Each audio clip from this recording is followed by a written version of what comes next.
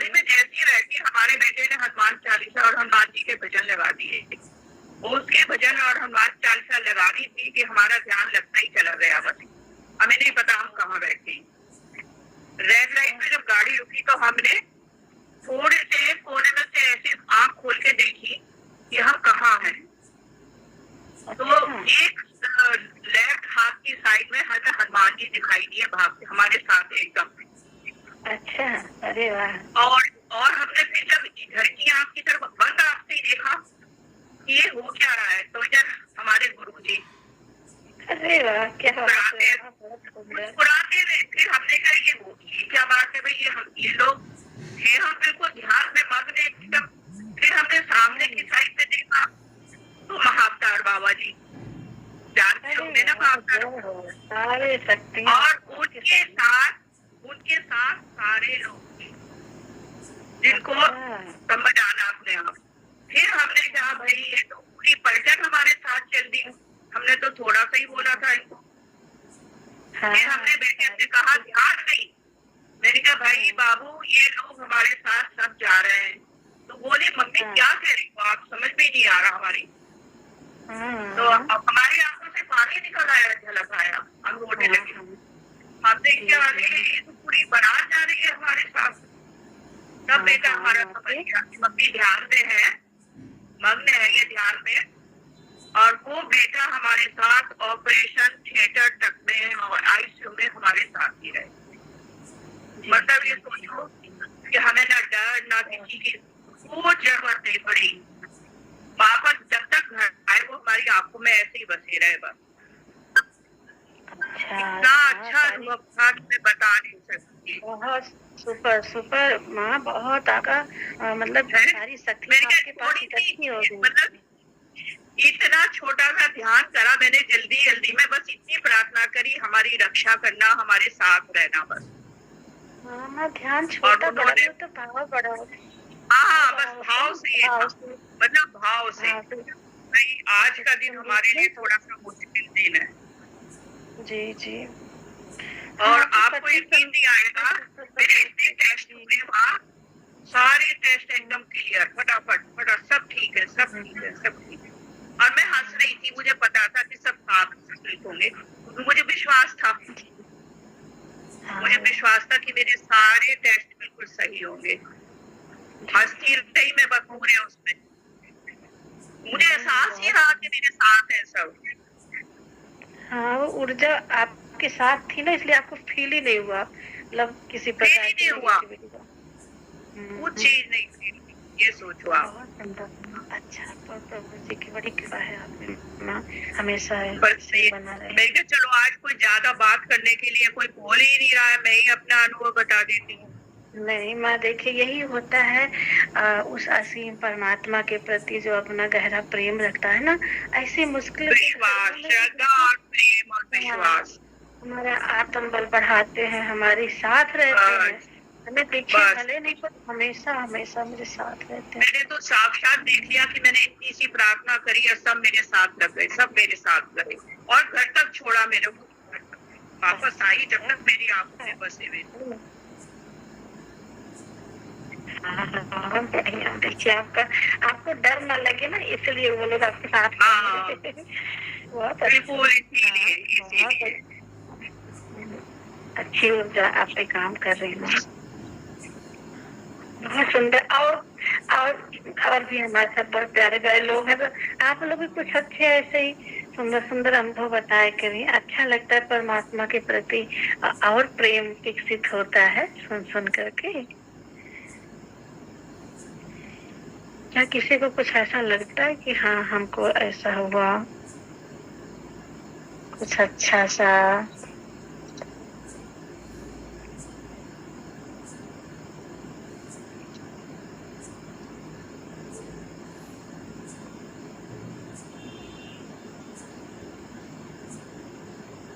अच्छा लगता है आज हम मौन का ध्यान होने वाला। जी जी जी, प्रणाम जी।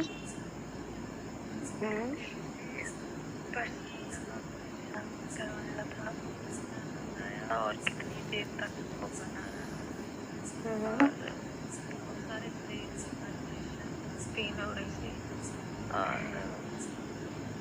साथ साथ जो काम करना था वो भी किया। और कितने दिन हो गए, एक दिन रात को मैं कनाडा में हूँ और मैं 7 बजे तक सुबह के सत्संग सुना, भैया जी से थे उस दिन। तो अच्छा जी। फिर मैं लेट गई और फिर 6 बजे मैं उठी, अपने आप उठी तो अपने आप क्या भगवान ने ठाला तो मेरे हाथ जुड़े हुए थे और मुझे किसी ने फुल्का दिया, बहुत गरम गरम और अच्छी तरह से घी लगाकर। तो मैंने वो देव को अर्पित कर दिया और इतना आनंद आ रहा था। और उसके बाद फिर मैं ध्यान में बैठ गई और घंटा ध्यान में बहुत ही मन लगा। तो ये बात मैं कितने दिनों में कहना चाहती थी पर कह नहीं पाई। भैया जी को भी बताना चाहती थी, आपको भी। हाँ, ऐसे ही मन ठहर जाएगा ना तो आनंद बरसने लगेगा। मन के ठहरने भर का देर है, विचारों के अकंपित होने भर की देर है, आनंद बरसने लगता है। तो बहुत प्यारा है। हाँ, बहुत सुंदर है। कल भी दीदी जी हम बाहर, यहाँ पे दिन था, मैं 1-1:30 बजे बाहर ग्रोसरी लेने के लिए गई थी और मुझे मेरा दिमाग इधर ही था कि 3 बजे मैंने घर पहुंचना है और क्योंकि आप आओगे तो मैं बड़ी जल्दी घर पे आई और 3-3 बजे मेरे ऊपर दिमाग, सिर के ऊपर खिंचाव होना शुरू हो गया। तो मैंने सोचा कि सभी लोग पहुंच गए होंगे और दीदी और भैया हम सबको याद कर रहे होंगे, हमें घर पहुंचना है जल्दी। तो फटाफट आके फिर मैं बैठ गई और फिर मैंने आपका वॉइस मेल सुना और फिर उसके बाद फिर घंटा मैं ध्यान में बैठी रही, बहुत आनंद आया और आपका फिक्र भी लगा रहा। काश मैं आप लोगों के पास होती और मैं कुछ आपकी सेवा कर सकती, ऐसा मुझे फील हो रहा था। जी जी जी। देखिए, भाव से तो हम बिल्कुल पास है, पहली बात तो हमें कोई दूरी है नहीं, ये सिर्फ हमें प्रतीत हो रहा है। आपके भाव ही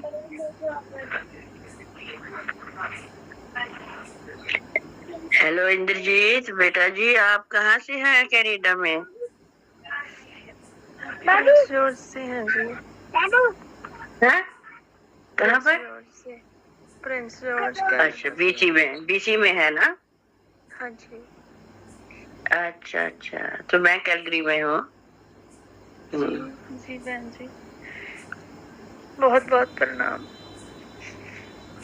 प्रणाम जी। आप तो ऐसे ही भाव में डूबी रहिए, 10 बरस बरसेगा आपके ऊपर, है ना। ऐसे भाव में भरी रहिए, जितने भाव में भरेंगी, अपने आप को डुबोए रखेंगी ना, उतनी जल्दी वो आनंद बरसने लगता है, प्रकट होगा वो आनंद आपके भीतर ही। और हमें चिंता नहीं करनी चाहिए, तो खुद ही हमारे इर्द गिर्द नाचता रहता है। ऐसी ऊर्जा है ना, वो जो पवित्र ऊर्जा है प्रभु की, हमारे परमात्मा की, वो हमारे इर्द गिर्द ऐसे नाचती रहती है। सिर्फ हमारा भाव पड़ती है, उस लैंग्वेज से नहीं मतलब। हमें कौन सी हिंदी हमारे आंसुओं को देखती है और हमारे हृदय के भाव को पढ़ती है कि भाव कैसा है, प्रेम का है कि अभी उतना गहरा नहीं है, कि संसारिक माया में इसका मन है। तो मतलब जैसे ही बहुत गहरा भाव होता है ना, बिल्कुल चिपकता चला जाता है हमारे भीतर, प्रकट होता जाता है। वो तो खुद ही उतावला है वो आनंद प्रकट होने के लिए। जितना क्लीन हमारा अंतःकरण, जितना गहरा प्रेम, न कुछ करना है न कराना है, कोई क्रिया नहीं। जी प्रेम प्रेम से वो प्रकट हो जाएगा, जी। प्यार करते करते एक दीदी प्रेम। जी, मेरा ना कुछ करने को दिल नहीं करता, बस मुझे बड़े अपने आप को फोर्स कर कर करना पड़ता है। बस दिल करता है कि लेटी रहूं, अब मैं होके गोद में बस देखती ऐसा रहूं और भी बैठी करना, रहूं। हाँ हम आपकी दशा को समझ सकते हैं, पर ऐसा भी करना उचित नहीं है। बल्कि हम ऐसा कर सकते हैं कि जो भी हमारा घर परिवार है, हम ये माने कि ये हमारे प्रभु का है।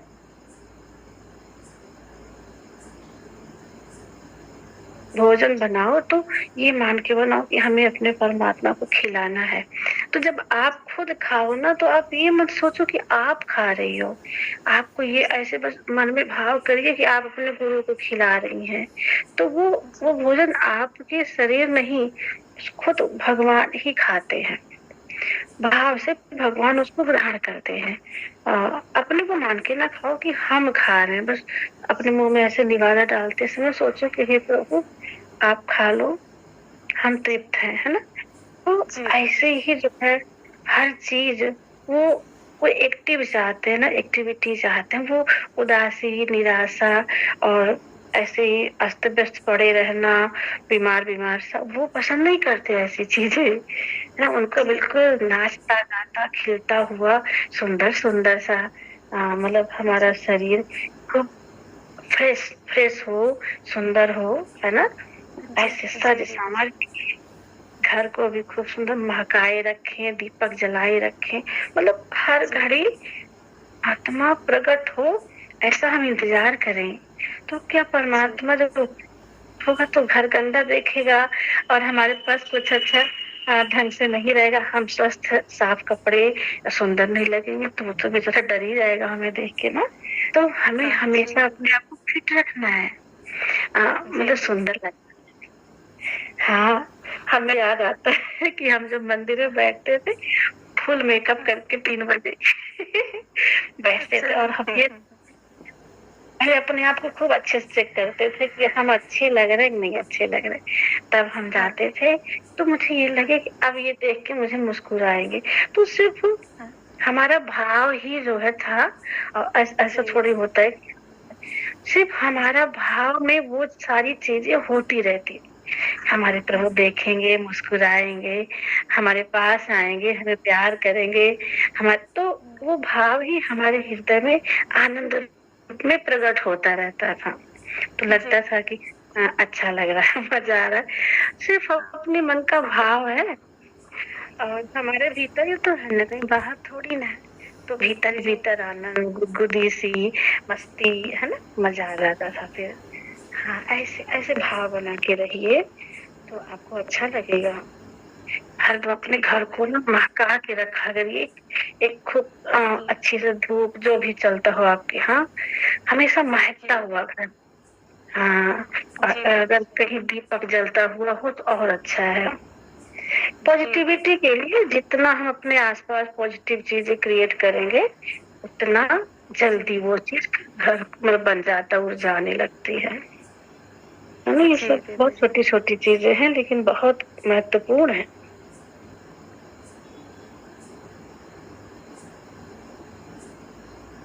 अब नहीं होता। हाँ, तो क्यों बैठ जाती है? घर का काम कीजिए, घर आपका नहीं है। घर आपका काम नहीं, करती हूँ तो फिर बैठा नहीं जाता। बैठने की जरूरत क्या है मैम? क्यों बैठना, काहे बैठना? दीदी ऐसा लगता है कि मैंने अपना नियम नहीं किया, मैंने कौन सा नियम? प्रेम में कौन सा नियम होता है? हम अपने पति को प्यार करते नियम में करते हैं, जब भी मन किया तभी गले लग गए, है ना। तो मतलब प्रेम में नियम कानून ये सब नहीं होता। प्रेम हर घड़ी हर पल घटता है, तो उसके लिए नियम हमसे थोड़ा बाहर आ जाइए। कोई नियम नहीं, हर घड़ी, है ना। प्रेम हर घड़ी, इंतजार हर घड़ी, दीदार हर घड़ी, बस लगे कि बस हम उन्हीं के लिए जी रहे हैं। ऐसे भाव में रहे, ये जीवन मेरा जी नहीं, ये उनका जी है ना। ये घर हमारा नहीं है, उनका है। ये परिवार मेरा नहीं, उनका है, परमात्मा का। हम तो कुछ सेवा भाव, प्रेम भाव जी अच्छा ऐसा करिए ना, देखिए कितनी जल्दी आपके अंदर बहुत सारी अच्छी अच्छी मतलब जो पॉजिटिव एनर्जी होती है घर कर जाएंगी, आपको जी खुद बल देंगी, वो कैसे आपको आगे बढ़ा देंगी। नहीं, हमारा ये व्यक्तिगत अनुभव है, हम ऐसे ही पाए हैं, मुझे और कुछ नहीं आता। इंद्रजीत बेटा, देखो चेतना बेटा ने इतनी अच्छे से तेरे को समझाया है, कोई नहीं समझा सकता। ऐसी तरह से रहो जैसे इन्होंने बताया, घर के हर काम को, हर चीज में भगवान को देखो, सेवा भाव से करो, इतना आनंद बरसेगा कि मैं बता नहीं सकती। बस और आनंद, घर वाले भी खुश हो रहे थे। घर वाले तो खुश रहेंगे। जब तुम खुश रहोगे तो घर वाले तो अपने आप ही खुश रहेंगे। हाँ, बस तुम हंसते मुस्कुराते नाचते कूदते हर काम को करो ऐसे, ये सब भगवान के लिए करते हैं। कितना अच्छा लगेगा, फूल बरसेंगे, आनंद के फूल बरसेंगे, आनंद बरसेगा। बेटा अच्छे से ऐसे करो, सब ठीक हो जाएगा। ऐसे बिल्कुल खुशी से, खुशी से। जी हाँ, दीदी हमेशा परमात्मा को खिले हुए फूल पसंद, मुरझाए हुए नहीं, खिलते हुए रहिए। सब कुछ खिला खिला होना चाहिए। अपने घर को ही आश्रम बना दीजिए, अपने को जोगन, है ना। और आपके जो परिवार के लोग हैं वही देवी देवता है। कहीं कुछ भी नहीं करना, बस इतनी साधना कर दीजिए, बहुत जल्दी परमात्मा आनंदित होते हैं। मेरे हमारे आदरणीय गुरु जी, जब हम मंदिर में बहुत ज्यादा पूजा करें ना, एक एक घंटा बैठ के, तो वो डांटते थे, ये क्या, अरे बोलते थे कि ये जो सामने तेरे मंदिर में फोटो रख के पूजा कर रही, एक घंटों रोएगी, कुछ नहीं कहेंगी, लेकिन एक बार जो अपनी सास का पास बैठेगी ना और उनसे प्यार से बात करेगी, तो उनकी आत्मा में जो मतलब आशीर्वाद क्रिएट होगा, वो तुम्हारे लिए जो है वरदान बन जाएगा। तो हमें धीरे धीरे बात समझ में आने लगने, तो हम सोचते थे पहले कि बस मंदिर में ही देवी होती हैं, तो फिर हमने फिर अपनी सास को देवी माना, मतलब चेंजिंग आई मेरे व्यवहार में, तब ये सीधे सब होने लगा। तो फिर जब मेरी सास आशीर्वाद देती ना, किसी मतलब खुश होती, तो उनके अंतर मन से वो आशीर्वाद प्रकट होता, कोई बोलता नहीं है आशीर्वाद। जब हम किसी को खुशी देते हैं, सुख देते हैं, तो मौन में वो आशीर्वाद घटता है जो हमारे ऊपर काम करता है। तो हमें ये सब सूक्ष्म बातें समझनी चाहिए कि हम बैठने में जो समय दे, वो उस चीज में हम अपने घर को सुंदर बना रहे, क्योंकि ये घर हमारा परमात्मा का है। इसे आश्रम के रूप में महका के रखें, चमका के रखें, प्रकाशित रखें, खूब ढेर सारी लाइटें जलती रहें, है ना, कलरफुल भी लगा सकते हैं, तो बहुत खूबसूरत लगता है, अपना ही मन आनंदित हो, अच्छा लगता है। हाँ दीदी जी, मुझे ना जब मैं आती हूँ आप सत्संग में, मुझे ज़्यादा बात नहीं करनी आती, तो कृपया प्लीज आप माइंड ना करना, क्योंकि मैं सुनना बहुत पसंद करती हूँ, और मुझे होता है कि मैं बहुत देर से बताना चाहती थी, मैं डिस्टर्ब नहीं करना चाहती आपको। ऐसा दीदी, ये परिवार आपका है, यहाँ डिस्टर्ब करने जैसा कुछ नहीं है। आप दिल खोल दीजिए यहाँ पे, है ना, बंद नहीं रहना, हमें खुलना है। खूब बोला करिए, कहा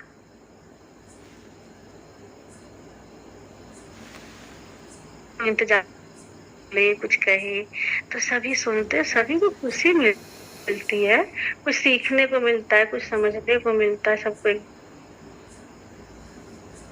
तरह देखिए। हाँ, एक एक ही बगिया के फूल है सारे, तो आप बोला करें। एक केवल परिवार के मेंबर होते हैं पास में, मैं ऊंची नहीं बोलती, मैं कमरे में थी, फिर मैं थोड़ा धीरे से बोलती हूँ।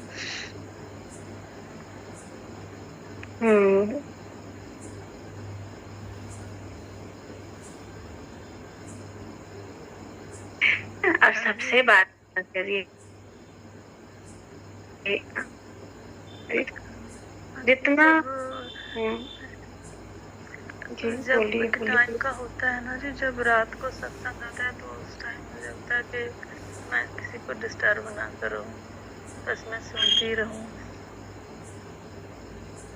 हाँ, अच्छी बात है, सुनती रहा करिए और कभी सुनाया भी करिए, है ना। जी जी हाँ, दीदी जी। हाँ जी सुनने से ही बात नहीं बनेगी, सुनाना भी पड़ता है। जी दीदी।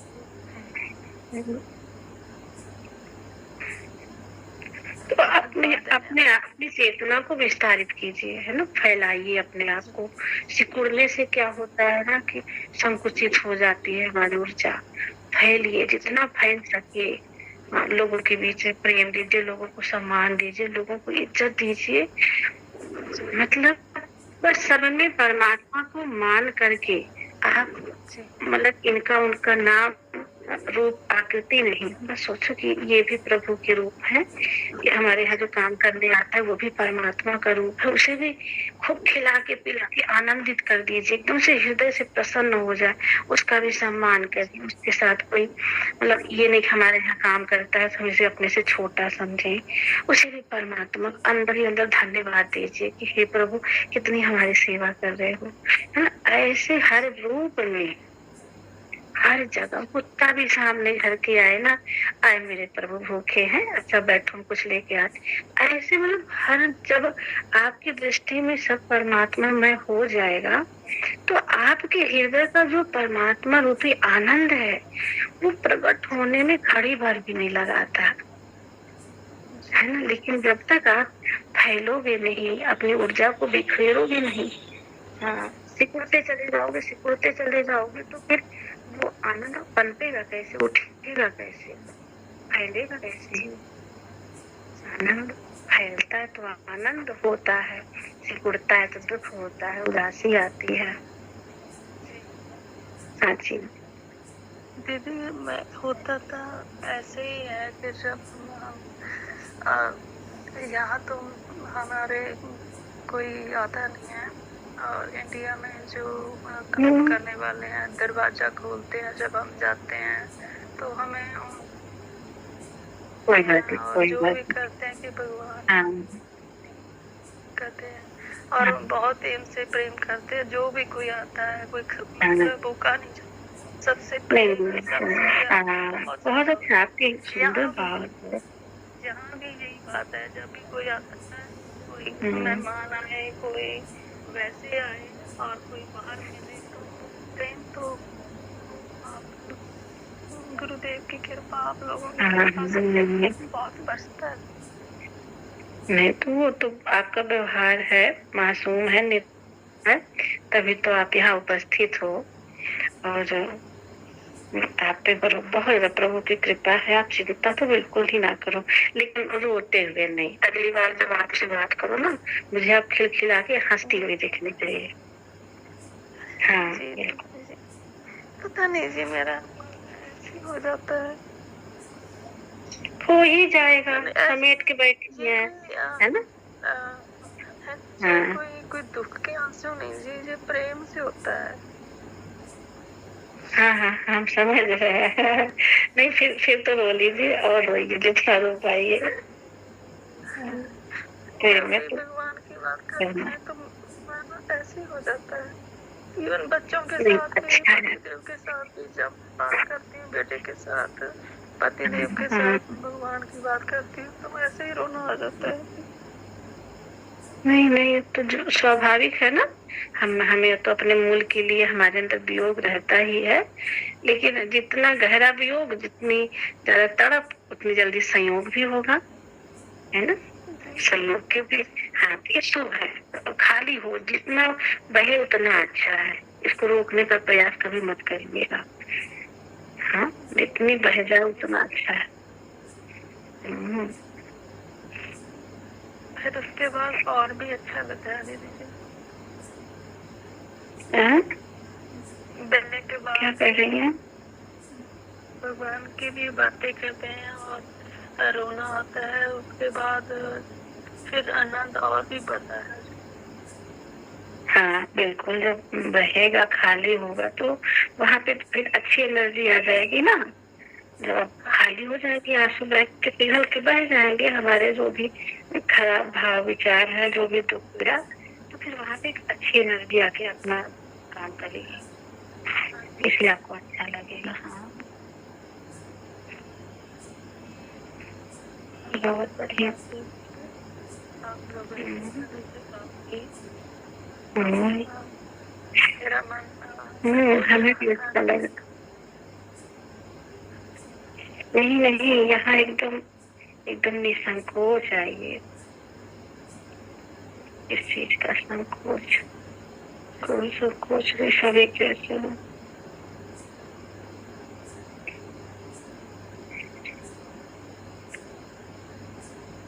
जी जी जी जी, बहुत बढ़िया था। धन्यवाद।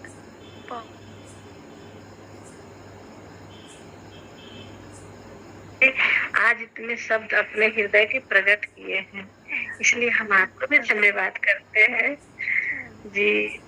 बहुत आपकी वजह से है दीदी जी। देखना बेटा, हाँ माँ, देखना बेटा। हाँ बेटा, मैं कह रही हूँ सबसे पहले कल से हम इंद्रजीत बेटा से पूछेंगे आप कैसे हो। अब ये बताएंगे सब ठीक है, अपने बारे में पूरा बताएंगे, आज क्या करा, क्या खाया, कहाँ गए, है ना। बिल्कुल ऐसे बिल्कुल। करेंगे, हाँ कल से ऐसे करेंगे बस।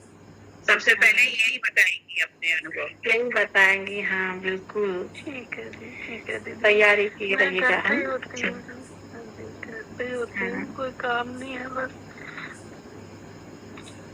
पर मैं कल को उठाया करूँगी। हाँ जी।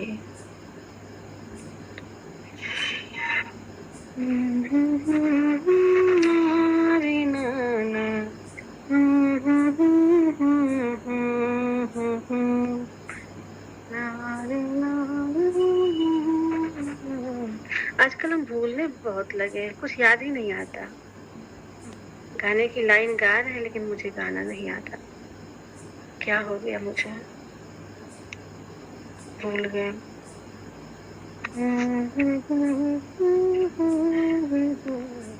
अच्छा, अगर हम धुन बताएं तो क्या आप लोग गाना बता सकते हैं कि कौन सा गाना है? हम वफा करके भी तन्हा रह गए, तन्हा रह गए, दिल के कौन सा है? दिल के अरमान हाँ माँ पकड़, हाँ हाँ बिल्कुल। जी जी, बहुत सुंदर, बहुत माँ पकड़, क्या बात। बहुत फेवरेट गाना है हमारा। हाँ, अच्छा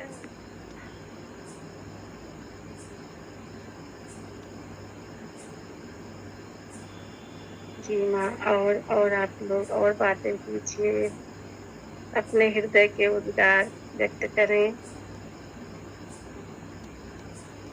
प्रणाम दीदी। प्रणाम भैया जी। दीदी भजन सुन रहे हैं। हाँ हाँ, सुनाइए सुनाइए। पतित पावन बाना धर्यो, तुम्हें परी है लाज, तुम्हें परी है लाज, बात यह हमने बूझी। जब तुम बाना धर्यो नाही, तब तुम कहाँ सूझी। अब तो तोर बने नहीं, तो बाना उतारो, फिर काहे को बड़ा बात, जो कह के हारो। आ गई तुम गए चूक दो दीजे मेरो, तुम यह जानत नाही, पतित हुई है बहुतेरो। पलटू में तो पतित हूँ, किए अशुभ सब काज, पतित पावन बाना धर्यो, तुम्हें परी है लाज। प्रणाम दीदी। एक और है दीदी। निंदक दीजे जीवे जुगन जुग, काम हमारा होए, काम हमारा होए, बिना कोड़ी को चाकर, कमर बांध के फिरे करे त्यों लोक उजागर, उसे हमारी सोच पलक भर नाही बिसारो, लगी रहे दिन रात प्रेम से देता कारी, संत कहे दृढ़ करे जगत का भरम छुड़ावे, निंदक गुरु हमारे नाम से वही मिलावे, सुन के निंदक मर गया पलटू दिया है रोए, निंदक जीवे जुगन जुग काम हमारा होए। प्रणाम दीदी।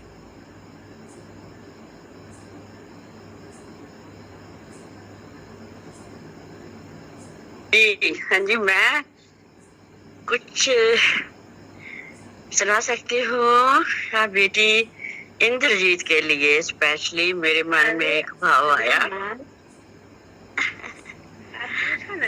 बस अपना आशीर्वाद दे दिया करें।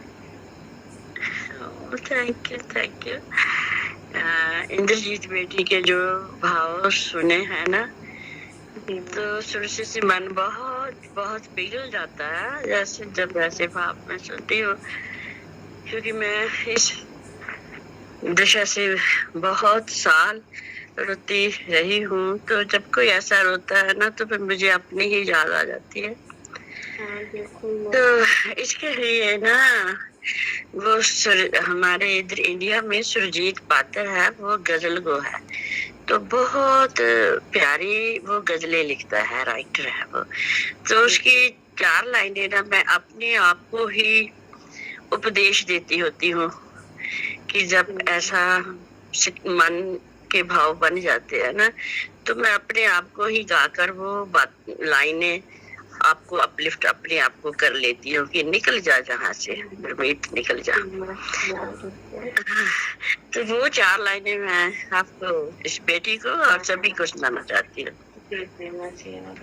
वो होता है कि जब हमारे पास ऐसे ये जखड़ होते हैं, मीन्स ये जैसे बाहर में हनेरी बारिश तूफान आते हैं ना, वैसे ही ये तूफान हमारे अंदर आते हैं। हाँ, तो इन तूफानों में हमें एक दिया जलाना होता है, तो मैं उस दिए की बात करूंगी। तू जगा दे मोमबत्तियां, उठ जगा दे मोमबत्तियां, तू जगा दे मोमबत्तियां, उठ जगा दे मोमबत्तियां, ईत ईत वगदिया हिरणिया, पौना को पत्तियां, तू जगा दे मोमबत्तियां, उठ जगा दे मोमबत्तियां। इसका मतलब ये है कि ये तूफान तो आते ही रहेंगे, लेकिन तूफानों के बीच में आप अपनी आत्मा की बत्ती को जगा लो, उठ जाओ, उठ जाओ। तो उसके बारे में है ये। बावरोले रहने आके तते, मेरी जिंदगी में हमारे बावरोले आते ही रहेंगे।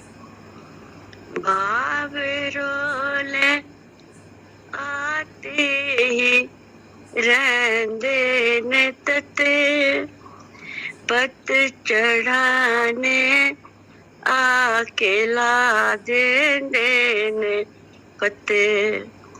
इसका मतलब ये नहीं के पुंगरन न पत्तियां, तू जगा दे मोमबत्तियां, उठ जगा दे मोमबत्तियां, इतना वगदिया ही हिरणिया, पौना को पत्तियां, तू जगा दे मोमबत्तियाँ उठ जगा दे, मोमबत्तियाँ उठ जगा दे, मोमबत्तियाँ। बहुत सुंदर माँ, बहुत बहुत सुंदर। हाँ, प्रेरणा बहुत गहरे भाव है इसमें कि कभी जब हम ऐसा हमारे अंदर तूफान आता ना, तो कोई भी हमारे कहते ना शोल्डर पे हाथ रखने वाला नहीं होता, कोई नहीं होता। तो फिर हम अंदर से ही ये बत्ती को जगाते हैं कि नहीं, उठ जाओ, उठ जाओ, उठ जाओ।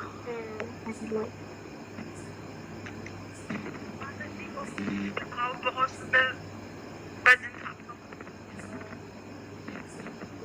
Thank you ji, thank you. मुझे सभी के साथ ऐसा होता है, सभी के साथ होता है ऐसा ना।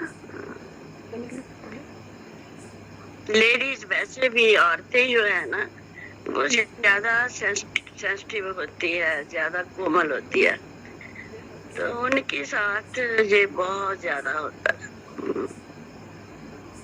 वो किसी चीज को भी, तो किसी बात को बहुत डीपली लेती हैं।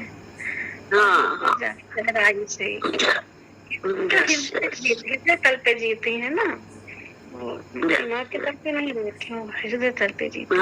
हाँ। मर्द लोग जो है वो दिमाग के लेवल पे तल पे रहते हैं, और औरतें हृदय के तल पे रहती हैं। बात बहुत बहुत बड़ी होती है। मैं तो इतने राइट भी करती हूँ, इधर ना मैं आर्टिकल भी लिखी हूँ कि औरत की कोमलता के ऊपर, कि इतनी कोमल होती है ये औरत, छोटे छोटे दर्द को बहुत गहरा ले जाती है। देखो अगर घर में बच्चा बीमार हो जाए तो औरत की दशा क्या हो जाती है। वो मर्द लोग वो हेल्प कर देते हैं, लेकिन उनके हृदय में कुछ नहीं होता, हृदय में कुछ नहीं होता। जी माँ। बस जो परमात्मा ने बनाया ऐसा है, ऐसा ही बना दिया। उनकी संरचना भी ऐसे की गई ना, प्रकृति है। हाँ, बिल्कुल। इसको कहते हैं कि मेंस फ्रॉम मार्स और वुमेन फ्रॉम द वीनस। जो प्लैनेट होते हैं ना, हम अलग अलग प्लैनेट से आए होते हैं। क्योंकि हमारी केमिस्ट्री बहुत अलग होती है ना, केमिस्ट्री बहुत अलग होती है।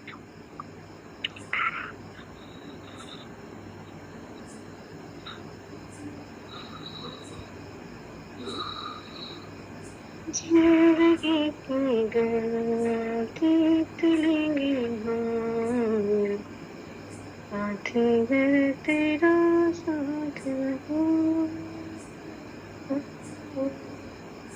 हंसते हंसते हम सहले हर सितम, हंसते हंसते हम सहले हर सितम, हाथ में घर तेरा हाथ हो, जिंदगी से जो जीत लेंगे। ऐसे ऐसे गाने गा गा के ना हम अपने मन को बहुत हिम्मत देते हैं। मतलब मेरे सारे गीत जो है प्रभु के प्रति ही रहते हैं। तो जब तक ऐसा हमारा आत्मबल बना रहता है किसी भी चीज के प्रति, तो मतलब वो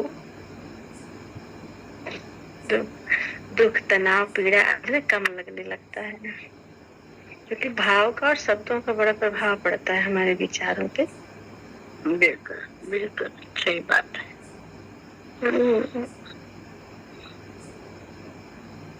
चलिए, हमारे बीच में हमारी आदरणीय रेखा मैम जी है यहाँ पे, तो हम थोड़ा इनसे बात करते हैं कि मैम क्या फील करती हैं, कैसा लग रहा है इनको। रेखा जी, हमें लग रहा है कि क्या हेलो। हाँ, प्रणाम सभी को। आपने सही कहा, मैं भी उठ के आई हूँ थोड़ी देर पहले ही। तो मेरा हाँ, बस मुझे सोने लग का रहा मन कर रहा है, था। लेकिन मैं बहुत आनंद में हूँ, बहुत ज्यादा आनंद में हूँ। हाँ, तो थोड़ा सा अपने आनंद के छींटे हम सबको भी डाल दीजिए। लगता है बस आप सब लोगों के पीछे पीछे चल रही हूँ, और नहीं, पीछे नहीं चलिए, साथ चलिए। हाँ, साथ चलिए, कभी आगे ही हो जाइए, कोई दिक्कत नहीं है, क्योंकि यहाँ पे दौड़ मेरा नहीं हो मतलब रही है है। हाँ, नहीं वो है, लेकिन फिर भी मेरा मतलब है कि आप थोड़ा अवस्था में मेरे से थोड़ा ऊंचा, मैं पग पग पग पग धीरे धीरे बढ़ के उस अवस्था को पहुंचने की कोशिश कर रही हूँ, और फिर कोई ये आपके मन का भाव है ना, ये आपके मन के विचार है।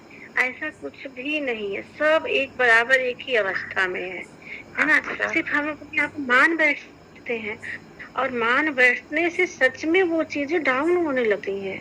नहीं मानना चाहिए, हम एक समान है, सारी ऊर्जा रूप है ना। तो कहाँ कि इसमें ऊंचा नीचा कहाँ से आ जाता, वो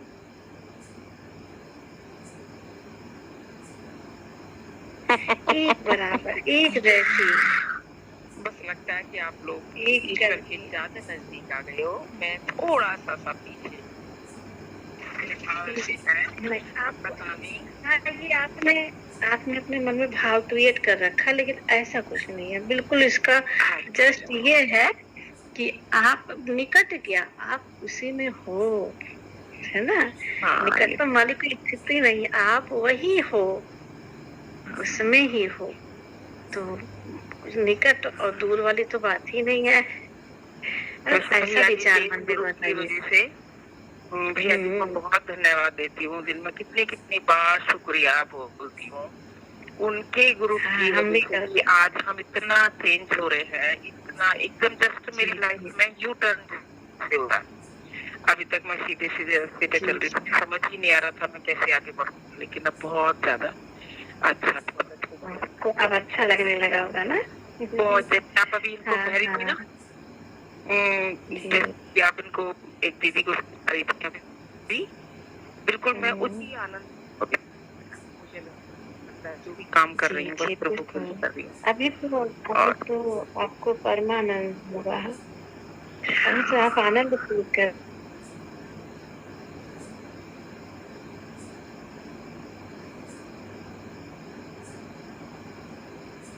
टाइम मिले आंखें बंद कर लो। जी जैसे बिल्कुल आंखें बंद करके अंदर झांकना शुरू कर दो, ऐसे लगने लगा है। और एक अच्छा बहुत प्रेम, बहुत आनंद, और ये प्रेम में मेरे को 2 महीने से मेरे साथ ऐसा हो रहा है, बहुत प्रेम के इतने आंसू बहते हैं, ऐसा लगता है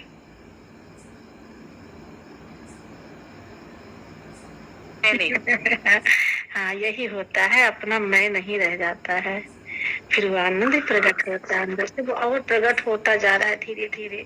इसीलिए ये आंसू है ना, जो है उसका एहसास दिलाते हैं कि अब हमारे अंदर कुछ और चेतना जाग पड़ी है, और वो बिल्कुल हमें ढूंढती जाती है ना। बहुत सुंदर।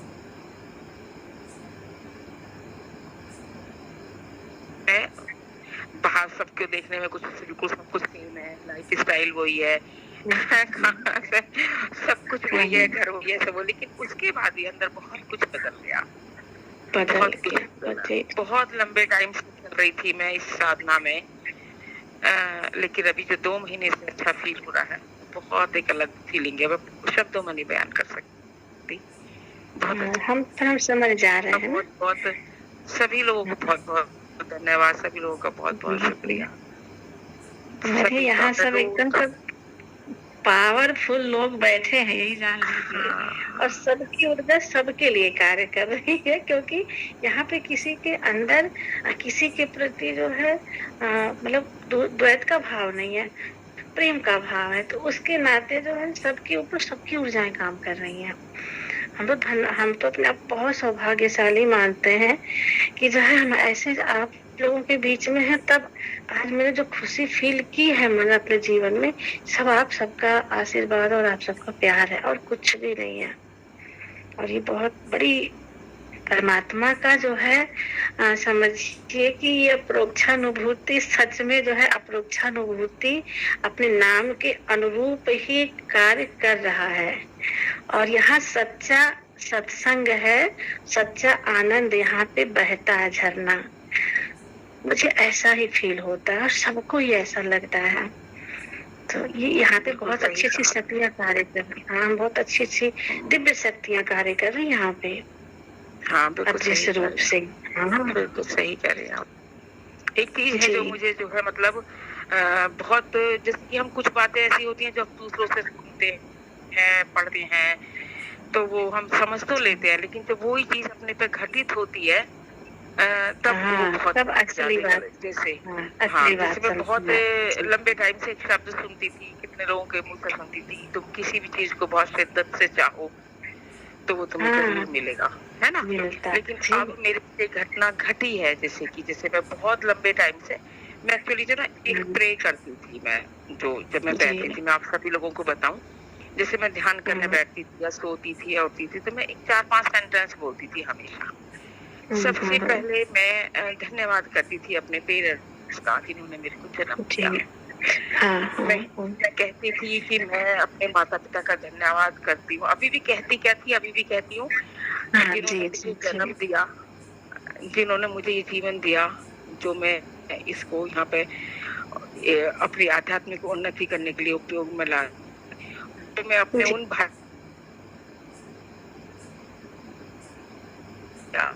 मैं उन सभी आत्माओं का धन्यवाद करती हूँ जो आज तक भी मुझे जीवन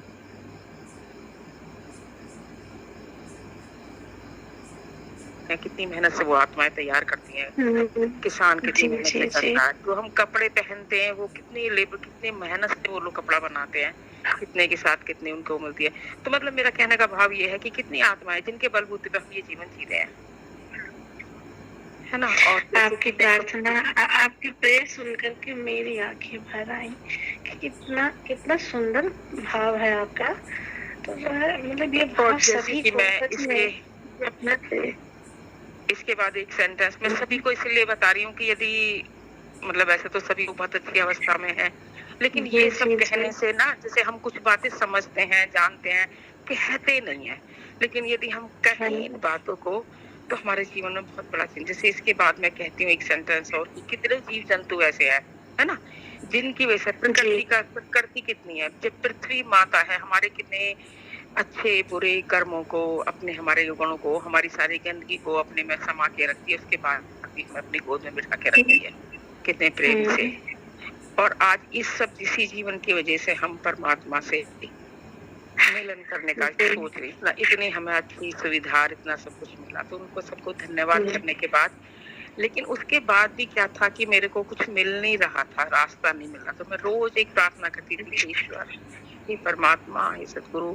मेरा एक विश्वास था कि जैसे फैमिली हमारी एक यहाँ सांसारिक फैमिली होती है, हम जन्म लेते हैं और हमारे रिश्ते जुड़ते हैं, इसी तरह हमारी एक स्पिरिचुअल फैमिली भी हो रही है, क्योंकि करोड़ों की संख्या में कितने असंख्य लोग, कितनी आत्माएं हैं, सबसे नहीं जुड़ पाते, ऐसा मैं फील करती हूँ।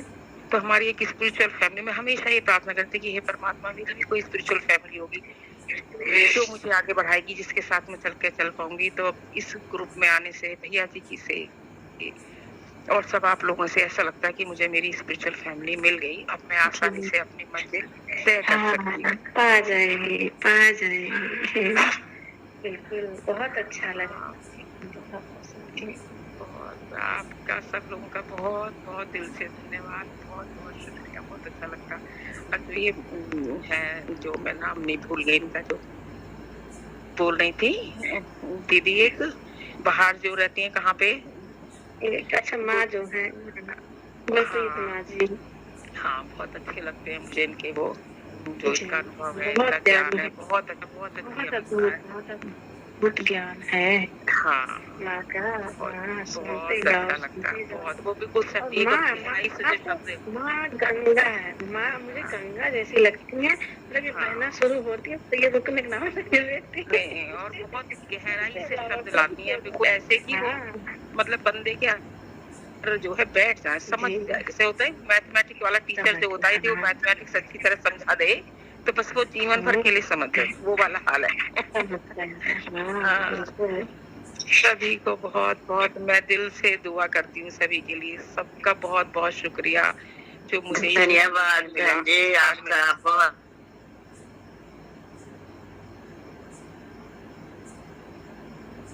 सोना जी मेरी 50 सालों का मेरे रोम रोम में बस चुका। मैं इतना इसके पीछे भागी थी कि बस मेरी सारी जिंदगी ही इसी तरफ पे उड़ेल होती मैंने।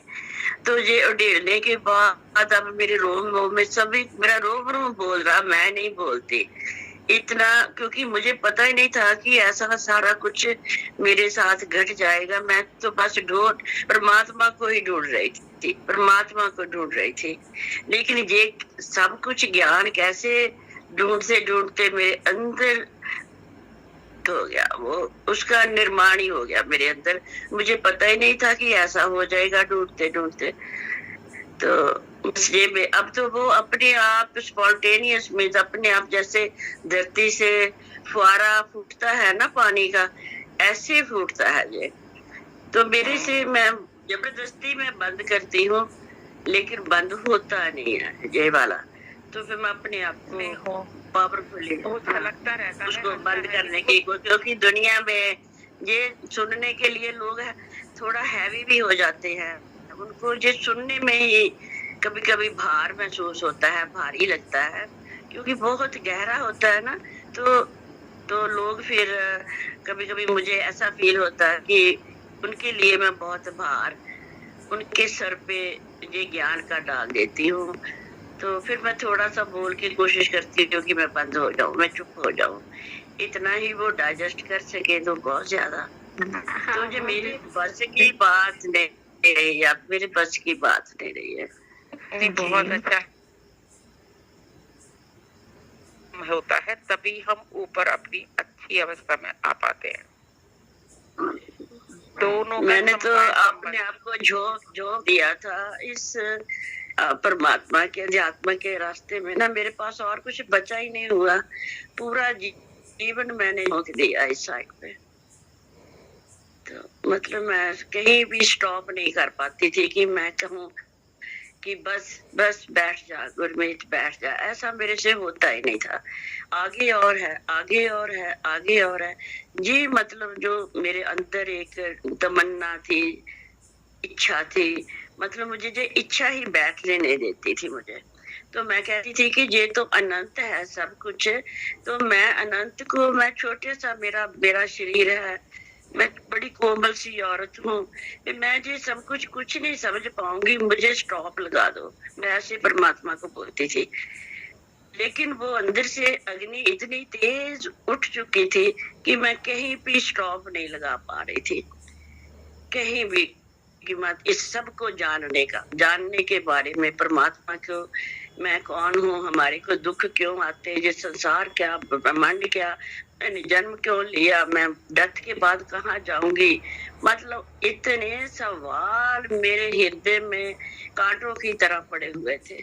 तो बस वो उनका सलूशन करने के लिए मैं अपने आप को झोंक दिया इस जीवन को, क्योंकि मुझे चैन नहीं आ रही थी जब तक मैं ये सारे सवालों का मुझे जवाब नहीं मिल जाता था। आज मैं आपको अपनी दशा, मुझे फिर देखो बोलना पड़ रहा। तो मतलब मैं इतने बर्न आउट हो चुकी थी इस अग्नि में, मैं इतना तप,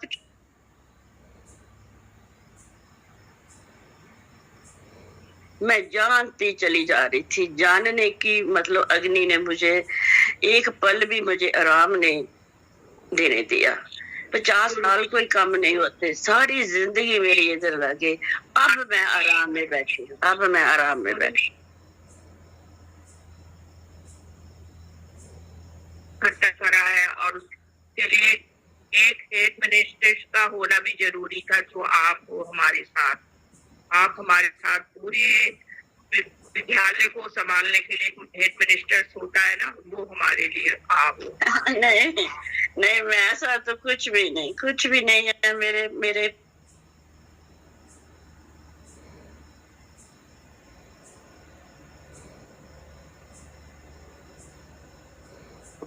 ये शांत हो जाए, बस ये शांत हो जाए, यही रहता मुझे, और कुछ नहीं, कुछ नहीं। इधर भी मैं यही करती हूँ। कोई मुझे फोन उठाकर बोलता है कि मुझे ये परेशानी है, मैं उसी वक्त घंटे में उसके ऊपर बोलने लगती हूँ कि ये शांत हो जाए, ये शांत हो जाए। और होते हैं लोग परमात्मा की कृपा से, सभी दुआएं देते हैं, सभी शांत होते हैं। तो भी जैसे आपने बोला ना कि अब मैं इतनी शांत हो गई जिस बात को मैं ढूंढती, ऐसे ही लोग शांत हो जाते हैं। तो फिर मैं सोचती हूँ कि शायद प्रभु ने मुझे इसीलिए इस अग्नि में तपाकर मुझे तैयार किया, शायद इसीलिए। बिल्कुल सही बात है। और हम बहुत खुश नसीब हैं, बहुत भाग्यशाली हैं कि आप हमारे बीच में हैं और आपको चुन के भगवान ने हमारे लिए भेजा है। मैं तो अपने आप को इस परिवार से जुड़ के बहुत भाग्यशाली महसूस करती हूँ। बहुत सबका बहुत ज्यादा धन्यवाद करती हूँ। बस मेरा यही एक मेरा इस सभी के लिए यही, मैं ऑल द टाइम एक एक पल में मैं ये शुक्रिया अदा करती हूँ कि मुझे अपने अंदर जो पड़ा है वो उड़ेलने का मुझे इस मंच पे ही एक मौका मिला। क्योंकि यहाँ पर आप सभी लोग समझ रहे हैं मेरे मेरे अंदर को, जो मैं बोलती हूँ आप समझ रहे हैं, आप उसको रिसीव कर रहे हैं। बस यही खुशी मेरे लिए है और कोई नहीं है। क्योंकि ये बातें संसार में ना तो सुनाने जोगी होती है, तो ना कोई समझ पा रहा होता है इसको, ये भी एक मुश्किल आ जाती है। तो कहते हैं ना, मैंने तो अपना अंदर का घड़ा खाली करना है, मैं खाली करती हूँ बस, और कुछ नहीं। तो आप लोग रिसीव कर रहे हैं, मुझे सुन रहे हैं, बस इससे बढ़कर मेरी और कोई भी खुशी या आनंद नहीं है। इसी वजह से मैं बोलती हूँ कि जो परमात्मा ने भर दिया, कोई तो सुनने वाला है ना, कोई तो सुन रहा। बहुत लोग सुन बहुत बहुत प्रणाम करती हूँ आप सभी को, प्यार से, प्रेम से। तो मैं आज्ञा भी लेती हूँ, अब मुझे जाना होगा, तो मैं यही। माता जी, जाने के पहले हमारा भी प्रणाम स्वीकार कीजिए। आपके श्री चरणों में बहुत बहुत प्रेम भरा प्रणाम। हाँ नंदलाल जी, बहुत बहुत हृदय से प्रणाम आपको, हृदय से, हृदय की गहराई से प्रणाम आप जी को। मेरा भी सभी को प्रणाम, प्यार से, बहुत बहुत हृदय से प्रणाम। थैंक यू जी, प्रणाम सभी को। मुझे आज्ञा दीजिए, थैंक यू जी माता जी। आना जाना तो ऐसा रहेगा, थोड़ा सत्संग की कोई हो ऐसा कुछ प्रबंध।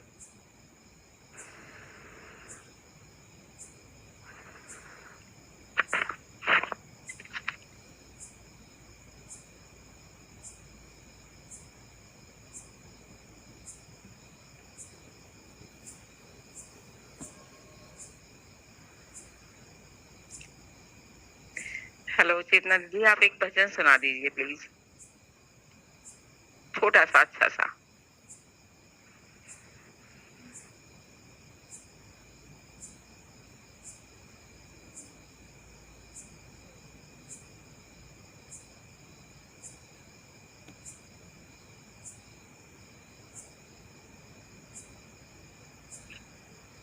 जय राम आचार्य, जय राम जी। हाँ प्रभु, क्या बोलना बताओ फिर।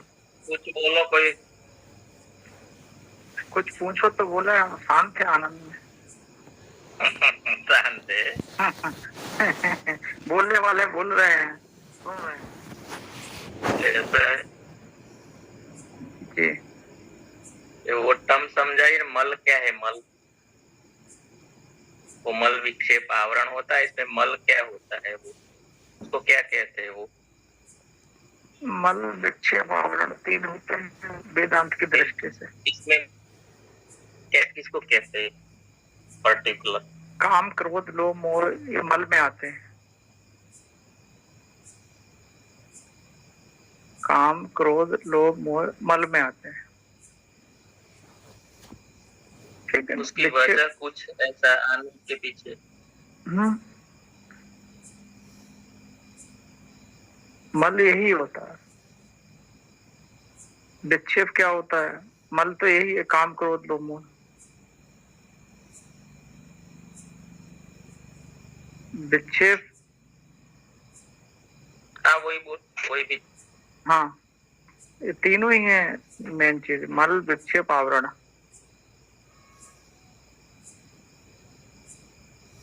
विक्षेप क्या है? आप बताओ। विक्षेप ये है कि ज्ञान तो हो जाता लेकिन फिर भी विक्षेप नहीं जाता है। कईयों के संशय दूर हो जाते हैं लेकिन विक्षेप फिर भी नहीं जाता है, क्योंकि वो ध्यान नहीं करते हैं, वृत्ति को शांत नहीं कर पाते हैं। मतलब वृत्ति दौड़ती रहती है। तो जिनका मार्ग साक्षी का है, जिनका मार्ग ज्ञान का है, जिनका स्वरूप का है, मतलब जो साक्षी साधना से गए हैं, वो विक्षेप दूर होता है।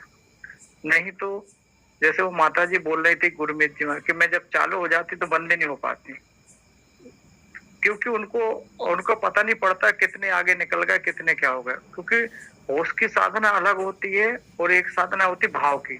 वो भाव वाले हैं, भाव वालों को पता नहीं पड़ता है कि क्या कर रहे हैं हम। तो जो साक्षी से चलते हैं उनको हर चीज का ज्ञान रहता, सम्यक विवेक रहता उनको, क्या करना क्या नहीं करना, कितना करना कितनी करना। तो होश की साधना है। वशिष्ठ जी ये कह रहे हैं कि तुम सम्यक समझो। जीवन क्या है, ऐसा लगता है कि सब कुछ पा लिया है और हो सकता है कुछ भी नहीं पाया हो, क्योंकि जब तक मल, विक्षेप, आवरण है, ये तीनों आवरण क्या है अभी? आवरण सत्तापादक, अभानापादक। आवरण सत्तापादक है कि ब्रह्म कहीं दूर नहीं है, दुर्लभ नहीं है, परे नहीं है, पराया नहीं है, अपना ही रोम रोम में जब अपना आत्मा, वो तो समझ में आ जाता है कि ब्रह्म कहीं दूर नहीं है, लेकिन उसका अनुभव नहीं होता है।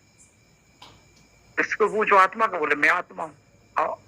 मैं कौन हूं तो उसका पता नहीं है। मैं आत्मा हूं लेकिन मेरा अपना पता नहीं है। तो उसका अनुभव करना, अप्रोक्ष अनुभव करना, अप्रोक्ष अनुभूति के द्वारा। एक तीन चीजें होती हैं, प्रत्यक्ष, परोक्ष और अप्रोक्ष। ये जब तक नहीं समझ आया कि प्रत्यक्ष क्या होता है, परोक्ष क्या होता है, अप्रोक्ष क्या होता है, आदि शंकराचार्य जी ने एक एक चीज स्पष्ट करी। जो इंद्रियों से जाना जाता है वो प्रत्यक्ष होता है, जो इंद्रियों से देखा जा रहा है वो प्रत्यक्ष है। ठीक है। अब जैसे हम आपको नहीं देख रहे लेकिन हम परोक्ष रूप से देख रहे हैं, मन बुद्धि के द्वारा जान रहे हैं, इसको क्या बोलते हैं? परोक्ष, है ना। एक मिनट रुकना, एक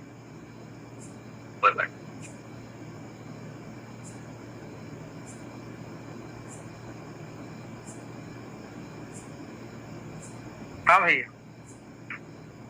हाँ प्रत्यक्ष और परोक्ष। परोक्ष मतलब जो मन इंद्रियों, जो मनोबुद्धि के द्वारा जाना जाता है। ठीक है, परोक्ष। इंद्रियों और मन की सत्ता, जिसकी सत्ता से जानी जा रही, मतलब मन और बुद्धि। हम इंद्रियों से जान रहे, मन से, बुद्धि से जान रहे, लेकिन किसी सत्ता से दोनों प्रकाशित है ना। जो प्रत्यक्ष और परोक्ष है, वो भी जो जान रहा है, जिसकी सत्ता से जाने जा रहे हैं दोनों, वो अप्रोक्ष है। उस अप्रोक्ष का भी साक्षात अप्रोक्ष होना, ये है एनलाइटनमेंट, ये है ज्ञान, ये स्थिति है। अब यहाँ तक पहुंचने के लिए बहुत मेहनत है, और कुछ भी मेहनत नहीं है, क्योंकि आपका स्वयं का निज का स्वरूप है, इसलिए मेहनत भी नहीं है। तो इसको व्यवस्थित समझना, समय गंवाना नहीं, बहुत मतलब दुर्लभ चीज है, क्योंकि ये अति दुर्लभ चीज है। इसको एक एक शब्दों से समझना, व्यवस्थित समझना, जीवन के एक एक श्वास का सही उपयोग करना, सदुपयोग करना, तो जीवन धन्य धन्य हो जाएगा। हम कह रहे दौड़े जा रहे हैं, दौड़े जा रहे हैं, भागे जा रहे हैं, ये कौन भाग रहा है? प्रकृति भाग।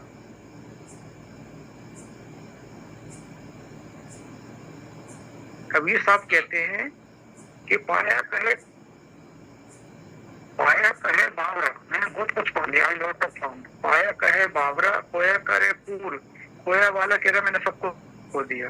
वो पाया खोया कुछ नहीं, जीव को कहते हैं भरपूर। अब कौन सी सत्ता है जो पाने पर पाया नहीं जा सकती, खोने पे जो खोती नहीं? पाया कहे बावरा, खोया करे पूर। पाया खोया कुछ नहीं, जीव कहते हैं भरपूर। मतलब वो सत्ता में राय रखती है ना, तिल बढ़ता है। वो अप्रोक्ष अनुभूति, वो अप्रोक्ष अनुभूति अगर आपको पकड़ में आ गई तो पहले मल को शांत करना पड़ेगा, विक्षेप शांत करना पड़ेगा, फिर आवरण पे आना पड़े, आवरण में सत्ता पादक, आवरण पे अभाना पादक। ये बातें नहीं है किताबी। अब जिनको नहीं पकड़ में आती वो कहते जाने कौन सी बातें किताबी बातें, अनुभव की बात करो। अरे तुम ये अनुभव तो करो ना, अनुभव करते रहोगे, कुछ नहीं होना है। देखिए अनुभव करते पकड़ में आ रहा है किसी को? अनुभव तो आते जाते। एक्सपीरियंसर क्या है? अनुभव तो आते जाते रहते। मेरे रात में समाधि लग गई, मेरे को ये हो गया, वो भगवान श्री कृष्ण आगे बांसुरी बजाते हुए, भोलेनाथ आए सांप को फन चढ़ाते हुए, ये बहुत बड़ी बात नहीं है। आप तत्व ज्ञान को, ब्रह्म ज्ञान को क्या समझ रहे हैं? वो सत्ता है जो तीनों, सारा ब्रह्मांड भी कुछ नहीं है आपके साथ, उस सत्ता के सामने। भगवान कबीर साहब ये बोल रहे हैं कि जिसका ध्यान धरे दीदी हरिहर मुनिवर सहस 88, वो तेरे घट माय विराजा परम पुरुष अविनाशी। ब्रह्मा विष्णु भी जिसका ध्यान धरते हैं, वो अविनाशी सत्ता, वो ब्रह्म सत्ता, वो तेरे घट माय विराजे, वो तू उससे अलग नहीं है। लेकिन हम उसको बहुत हल्के में लेकर के चल रहे हैं। अनुभव, ये अनुभव हो गया, वो अरे अनुभव आते जाते रहते हैं भैया। इसको कौन है जो जानता है? जो अनुभव चला गया, जो आने वाला है, अनुभव तो होते रहेंगे, रोज अनुभव हो रहे हैं। हम पहले बचपन में थे, फिर कुछ किशोरावस्था आई, फिर जवानी आई, फिर बुढ़ापा आ रहा है, हम 70 साल के हो गए, 80 साल के हो गए। ये कौन है जो बूढ़ा नहीं हुआ है? कौन है जो बचपन को जान रहा है? कौन है जो किशोरावस्था को जान रहा है? कौन है जो जवानी को जान रहा है? ये सब गुजर गए, फिर भी कौन नहीं है जो गुजरा नहीं है? वो अबदल सत्ता क्या है? उसका अनुभव हो रहा है, जो नहीं बदलती कभी। वो महत्वपूर्ण है, वो कांस्टेंट है। उसी को अपरिच्छिन्न सत्ता बोला है, उसी को साक्षी सत्ता बोला। कोशिश ये करना है कि जो कभी नहीं बदलती वो आप हो। एक मान लेना, एक जान लेना। तो तात्विक ग्रुप है, तात्विक सत्संग हो, अच्छी बात है, सब करते प्रेम से, खुशी होती। मैं सुनता रहता हूँ, कभी जोड़ता हूँ, क्योंकि जब तक बुद्धि तात्विक नहीं होगी, वो तात्विक में नहीं ठहरेगी। उसमें जो सारे विचारों को देख रहा है, लेकिन वो विचार गुजर जाते, फिर भी जो नहीं गुजरता है, सब चीज बदल जाती है। जागृत आता चला जाता है, स्वप्न आता चला जाता है, सुषुप्ति आती चले जाती। फिर कौन है जो इन सबको प्रकाश रहा है? कौन है जो इन सबको जान रहा है?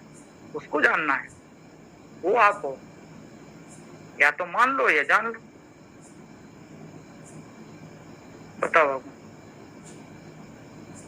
जी, आपने मल के बारे में बताया, तो मल दूर करने के लिए क्या उपाय?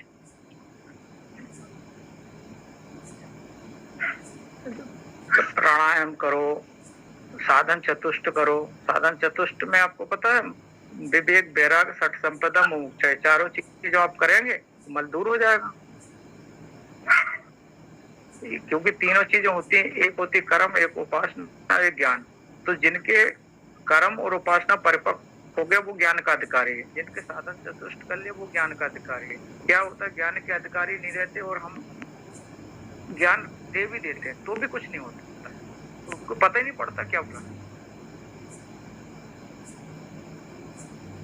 ये मल के वजह से ही हमको समझ में नहीं आता। सबसे बड़े भैया पटेल साहब, मल इतना भरा हुआ है, जिसको तुलसीदास जी कह रहे कि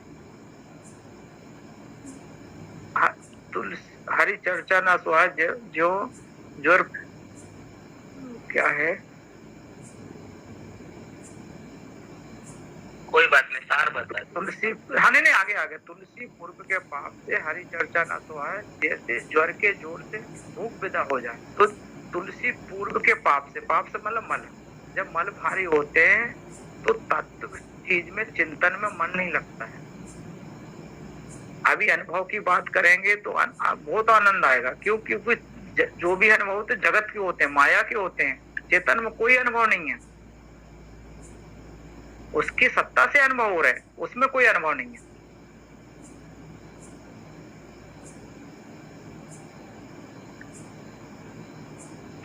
जी प्रणाम सभी को।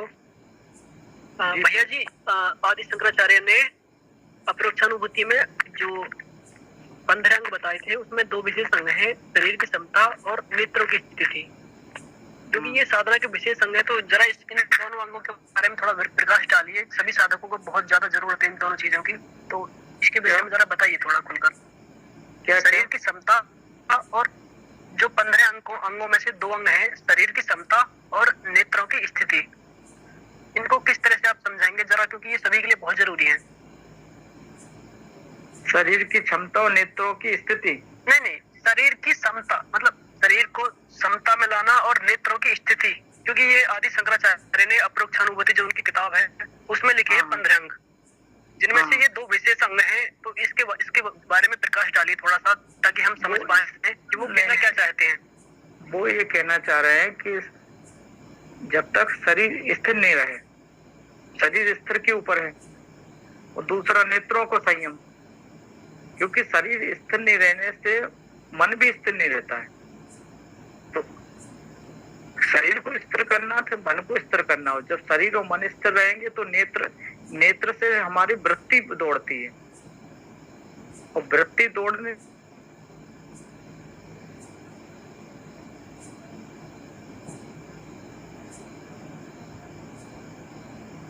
ऐसा है।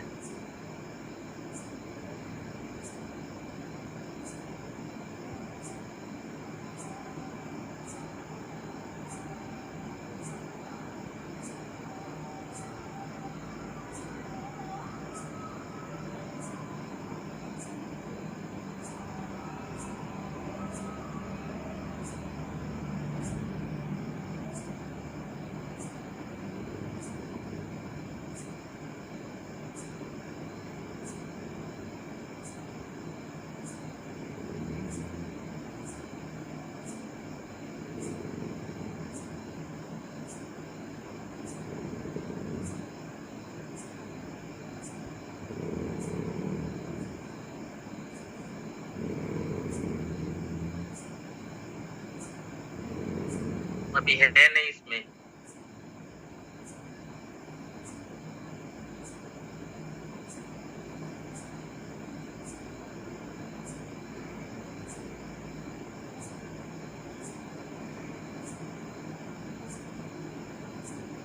होगा प्रश्न पूछा मतलब समाधान भी आप जानते हो, बताइए। बिल्कुल बिल्कुल, बताओ।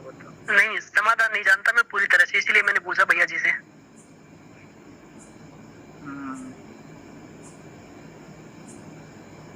क्योंकि साहब मैंने देखा है बहुत सारे जो ऊंची कोटि के जो योगी रहे हैं, नेत्रों की स्थिति को अलग अलग तरह से दर्शाते हैं, कोई ऊपर, कोई नीचे, कोई सामने। तो उसका मैं समझा नहीं कि किस तरह से नेत्रों की स्थिति होनी चाहिए, फिर शरीर की क्षमता के संबंध में क्या होना चाहिए। थोड़ा अगर भैया जी थोड़ा प्रकाश डालेंगे तो हम समझ पाएंगे। नहीं, इससे कुछ भी नहीं है नेत्रों से कि नेत्र ऊपर होने चाहिए, नेत्र होने चाहिए। मेन चीज है कि आप अपने साक्षी अवस्था में रहिए। साक्षी से पकड़ में आता है कि आपको ये बताता है।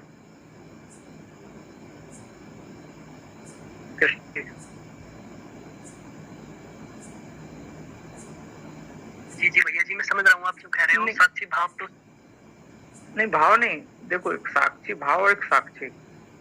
साक्षी सदा है, साक्षी भाव तो आता जाता रहता है।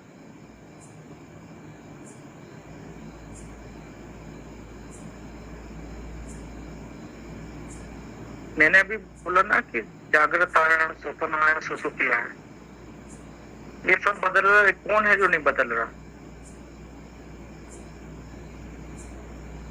विचार आते हैं, विचार चले जाते हैं, विचार नहीं रहते फिर भी आप रहते हो।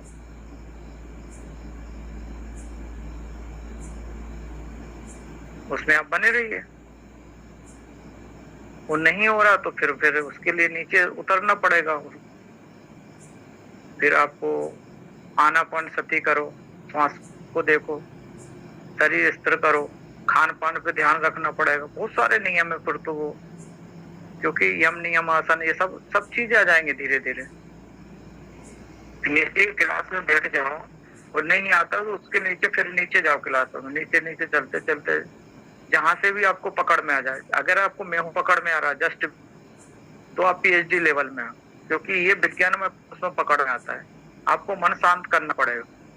और जिस भी भाई बहन का अगर मन शांत नहीं है, मनोमय कोष में शांत नहीं है, समझो वो अभी इस ग्रुप के हिसाब से नहीं है, चले कोई प्रॉब्लम नहीं है, लेकिन वो सही पकड़ रहा है अगर मैं हूं को, तो वो बहुत जल्दी सेल्फ को पकड़ लेगा।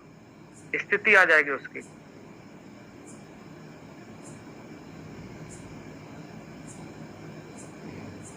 कभी कभी वो भी प्रश्न कर लेने चाहिए कि कैसे पकड़ा है, फिर ऐसा कैसा हो किसी तो आ गया वो तो बने रहे। जी अधूरा रहता है ना वो, विक्षेप वाला अधूरा रह गया ना। विक्षेप वाला अधूरा रह गया। नहीं, वो पहले क्या जाता है, मल जाता है या विक्षेप जाता है या आवरण जाता है, इसमें पहले कौन सा? नहीं, पहले मल, फिर विक्षेप, फिर आवरण। ठीक है, तीन ही है। क्रम से जाते हैं। क्रम से नहीं, ऐसा कोई नियम नहीं है, लेकिन ऐसा मल जाता है पहले। हाँ, मल को दूर करना चाहिए। मल शांत होंगे तब वो जाके विक्षेप को दूर कर पाएगा, कुछ समझ पाएगा। विक्षेप शांत हो गए तब वो जाकर के मैं हूं को पकड़ पाएगा। क्योंकि अगर मल शांत नहीं हुए तो वो तत्व ज्ञान को भी नहीं पकड़ पाएगा। ये मल ही तो है जो सत्संग में नहीं बैठने देते हैं, मन को स्थिर नहीं कर देते। फिर तो मल है। तो मल बताया ना अभी मैंने कि मल, काम, क्रोध, लोभ, मोह, ये मल है सब।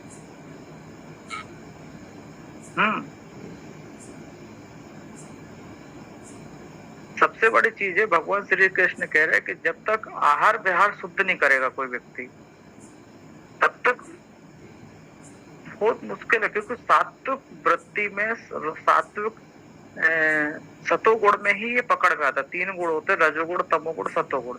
तो तमोगुण और रजोगुण में पकड़ में नहीं आता है, सतोगुण में ही पकड़ में आता है। सत्संग भी सतोगुण में होता है, फिर गुणातीत भी होना है।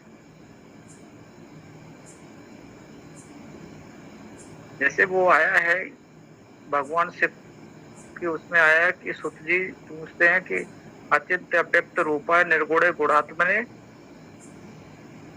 अचिंत्य अव्यक्त रूपाय निर्गुणे गुणात्मने। वो अचिंत्य अव्यक्त निर्गुण है। परमात्मा ब्रह्म क्या है? अचिंत्य अव्यक्त निर्गुण है। फिर उसको कैसे पाए? तो समस्त जगत आधार भूते ब्रह्मणे नमः। जो समस्त जगत चराचर का जो आधार है, वो अधिष्ठान है। अधिष्ठान ब्रह्म है। जो उस पर कल्पित सत्ता वो ब्रह्म नहीं है। हम कल्पित को पकड़ते हैं, जिसकी सत्ता नहीं है। जिसकी सत्ता है वो अधिष्ठान है। और अधिष्ठान को कैसे पकड़ेंगे? तो वो मैंने बताया कि जो सब चीज बदल रही, लेकिन जो नहीं बदल रहा। आपका बचपन बदल गया, किशोर अवस्था बदल गई, जवानी बदल रही, बुढ़ापे में बदल आ रहे हैं, लेकिन सब बदल रहे, लेकिन फिर भी कोई सत्ता जो आप जो नहीं बदल रही, जिसको हम जान रहे हैं, वो आप हैं। हम जुड़ जाते हैं नाम रूप से, बस यही सबसे बड़ी परेशानी, क्योंकि उसको सत्य मानते हैं।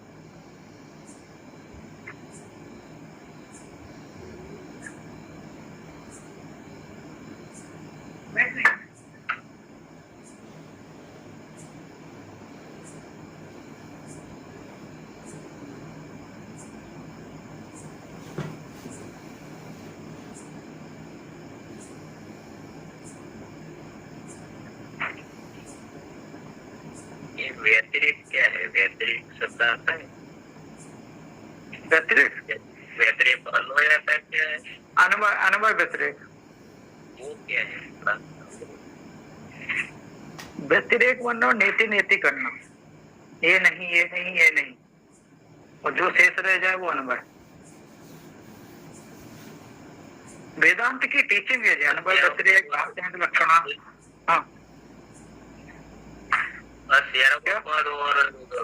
व्यतिरिक्त अलग अलग है, वो किसकी?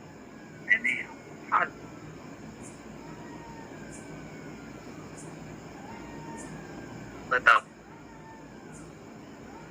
व्यतिरेक होता है कि जब एक होता है तब दूसरा नहीं होता। तो जैसे अवस्था में जब आप जागृत में होते हो तो आपको स्वप्न सुप्ति नहीं होती है। जब आप स्वप्न में जाते तो दूसरी अवस्था नहीं रहती है, तीसरी अवस्था में दूसरी अवस्था नहीं रहती है, वो व्यतिरेक हो गया।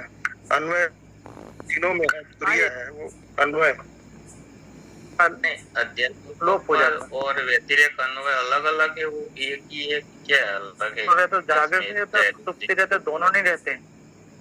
जब समाधि में जाते तीनों गायब हो जाते।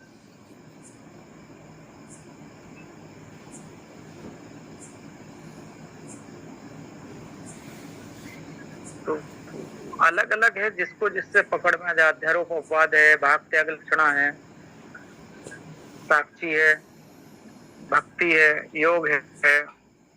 सबकी बनावट अलग अलग है और अलग अलग योनियों से, अलग अलग ग्रहों से, अलग अलग लोकांतर की यात्रा करते हुए जीव आया है। और किसी को मैं हूं पकड़ में आ जाए, उसकी बहुत जल्दी काम बन जाता है।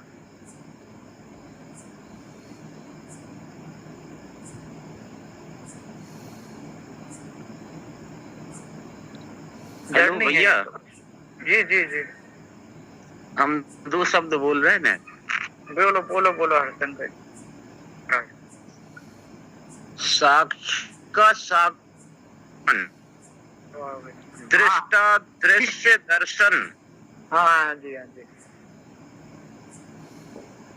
सबसे चलते हैं दृष्टा दृश्य और दर्शन के बारे में। हाँ, जब मैंने बोला नहीं था तब दृष्टा दृश्य दर्शन तीनों एक थे। लेकिन जब आप दृष्टा की साधना करते हो तब एक ही सत्य 3 टुकड़ों में बट जाता है। ठीक है।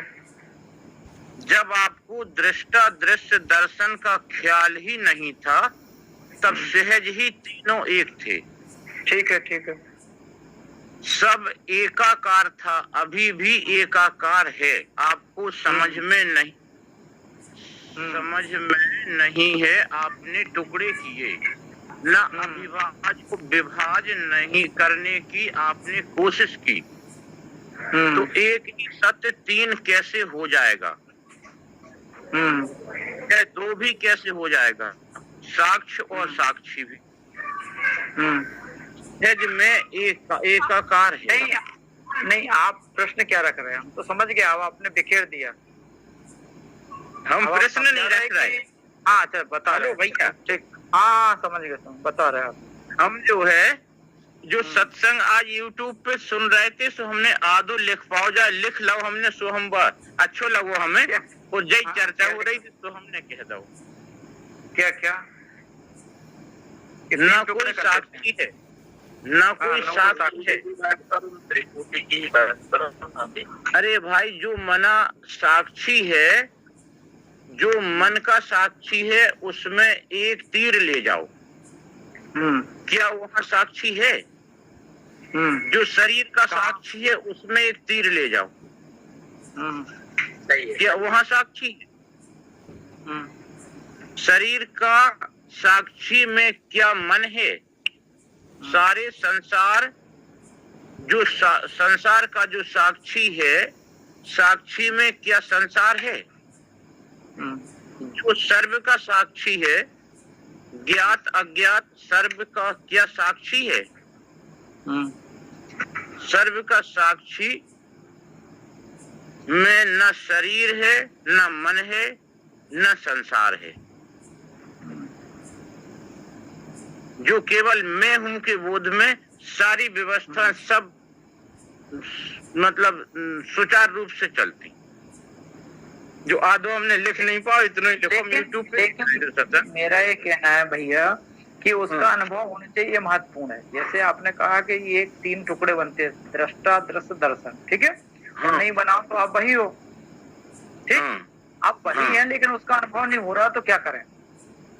जैसे आप मैं हूं के बोध में रहो तो 100% भरोसे हमें के अनुभव हुए। अरे हम कितने नहीं, मेरे सुनो तो, मैं हूं का जिसको अनुभव नहीं हो रहा हो मैं हूं का, हाँ, तो वो कैसे रहेगा? तो हम चूक रहे हैं, तभी तो ये सत्संग है, तभी तो हम जीव बने हैं, नहीं तो ब्रह्म ही हमें। हाँ, चूक तो रही है, तो उसको पकड़ना है ना कि मैं हूँ, हो रहा अनुभव कि नहीं हो रहा। नहीं, पकड़ में देखो, करत करत अभ्यास के जड़मती होत सुजान रसरी के आवत चल रहा है जो भगवान, ये जो चल रहा है ना, अभ्यास ही चल रहा है। ये क्या चल रहा है? जो अभी जो चल रहा है ना सत्संग, जो माताएं बहनें सब आनंद ले रहे हैं और करोड़ों जन्मों का पुण्य का फल है, वो यही है, अभ्यास चल रहा है। और जो स्थित हो गए शांत है, उनका वो अभ्यास चल रहा है, वो अपने उस मौज में है। और जो समझने की कोशिश करो इसको, कभी कभी हम है ना सुन नहीं पाते हैं, कोशिश करो कि हम सुने, उसको पकड़ें, क्योंकि इस ग्रुप में कोई ऐसे भी हैं जो 20-50 साल से साधना में रत भी हैं। तो मेरा ये कहने का मतलब है कि उस चीज को पकड़ने की कोशिश करो कि ये तीन चीज अवस्था गुजर जाती हैं, बदल जाती है, फिर भी कौन है जो नहीं बदलता। हाँ सही है, आपको क्या वो। तो जैसे आप जागृत को जानते हैं, आप सपने को जानते कि नहीं जानते? आप बताते सपने में शेर बन गया, बकरी बन गया, भिखारी बन गया, राजा बन गया, बताया? हाँ बिल्कुल जाना। आप सपने आप जाना, ठीक है। आप सुसुप्ति को भी जानते हो, कैसे? तो बोले आज भैया ऐसे सोया कुछ पता ही नहीं पड़ा रात कब निकल गई, आज ऐसी नींद आई कुछ पता नहीं पड़ा, बोलते हो? बिल्कुल बोलते हो कि नहीं बोलते? ठीक है। आप बता, तो आप तीनों अवस्थाओं को जानते हैं, जागृत को जानते हैं, सपने को जानते हैं, सुसुप्ति को, ठीक है। आप ये बताओ, कोई भी बता दे इस वेदांत ग्रुप में जो भी हो कि जागृत सपने को नहीं जानता, नियम है ये, और सपना कभी सुसुप्ति को नहीं जानता, सुसुप्ति कभी इन दोनों अवस्थाओं को नहीं जानती, और आप तीनों को जान रहे हैं, और फिर भी हम कह रहे हैं हम अज्ञानी हैं। ये क्या है? आप इस पे सोचो, आप विचार करो इस पे।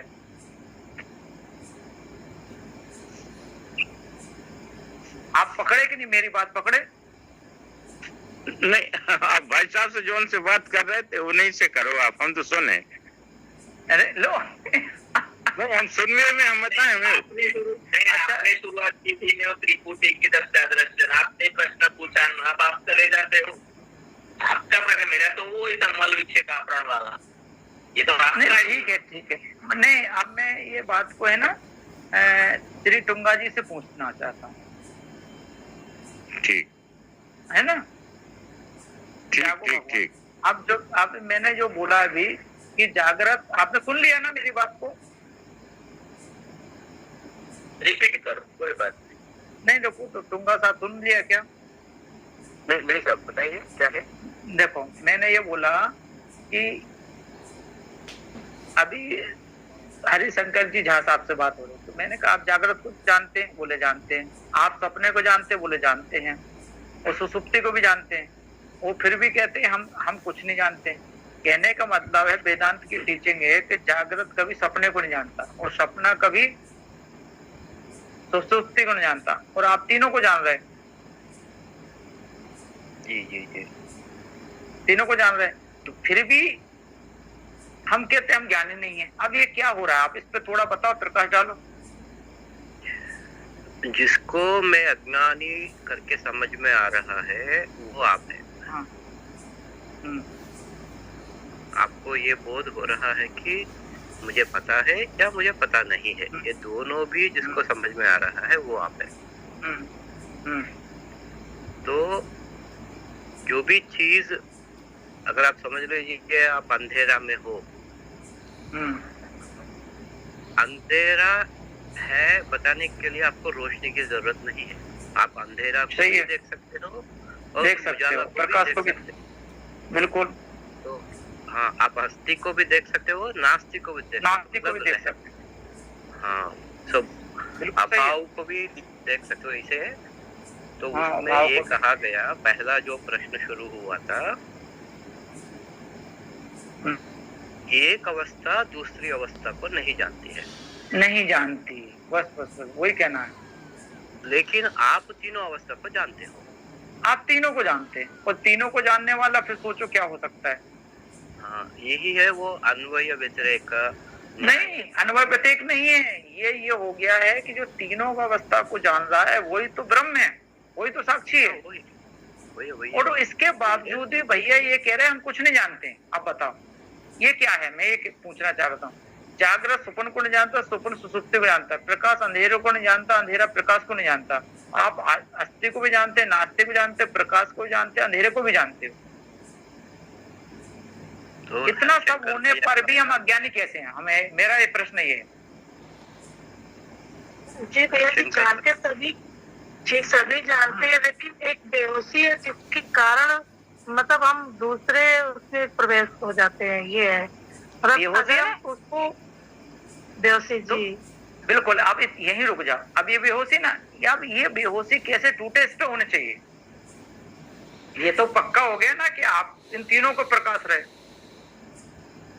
अब ये तीनों को मेन मुद्दा कहां पर आ गया कि बेहोशी है। आपने बहुत अच्छी बात बोली कि इतना सब होने पर भी बेहोशी नहीं जा रही। अब बेहोशी कैसे जाएगी, इस पे सबसे बड़ा प्रकाश होना चाहिए कि बेहोशी कैसे टूटे।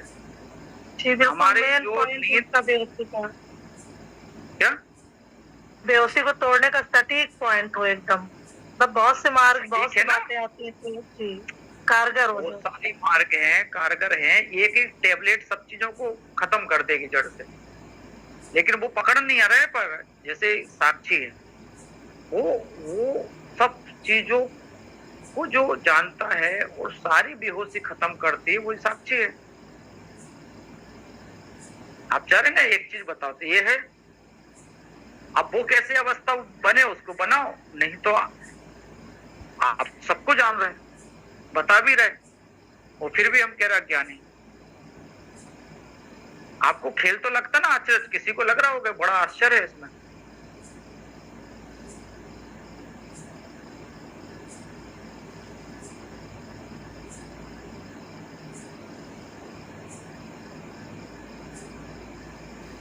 वही हमारा पहला बात शुरू हुआ था, मल विक्षेप आवरण। ये आवरण जो है वही आपको अपने आप को जाने नहीं दे रहा है। उसका तोड़ है तत्व ज्ञान। वही हम अभी तक बात कर रहे थे। तो मल जो है आपका अरिषड वर्ग है, काम क्रोध लोभ मोह मद मात्सर्य। ठीक है। और विक्षेप जो है आपका मन एकदम चंचल है, तो परिविध वो हर जगह भागते रहती है। ये रजोगुण का कारण है। ठीक है। आवरण जो है वो तमस का कारण है। अपने आप जो है वो नहीं जानते हुए, आप जो नहीं है वो आपको आप मानते रहते हो। प्रमाद, जिसको प्रमाद भी बोल सकते हो। हाँ जी। तो अभी हरिशंकर भैया ये बता रहे हैं कि हमको शास्त्र नहीं जानते, ये पदजाल हम नहीं जानते, लेकिन हम सब जानते हैं। तीनों अवस्था को मैं जानता हूँ, पर मुझे ये समझ में नहीं आ रहा कि मैं किसको जानूं अब। तो वही हमारा सत्संग का मतलब है कि हम अपने आप को जानना। हरिशंकर भैया सही है?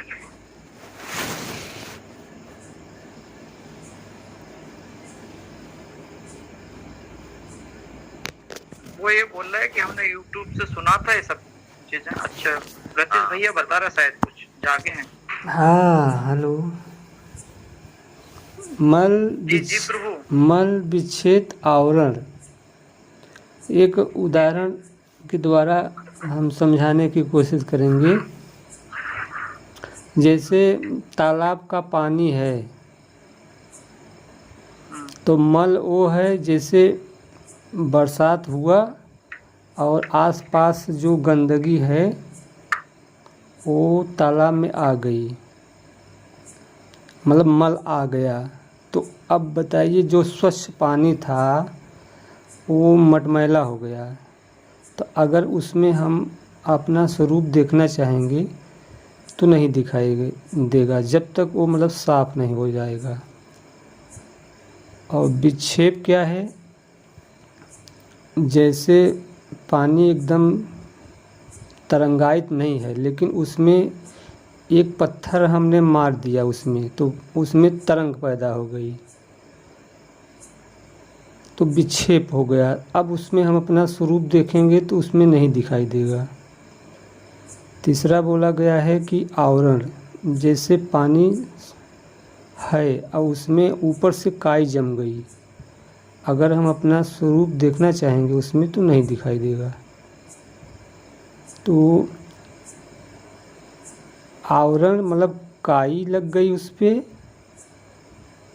विक्षेप, उसमें पत्थर मार दिया तो उसमें तरंग पैदा हो गई।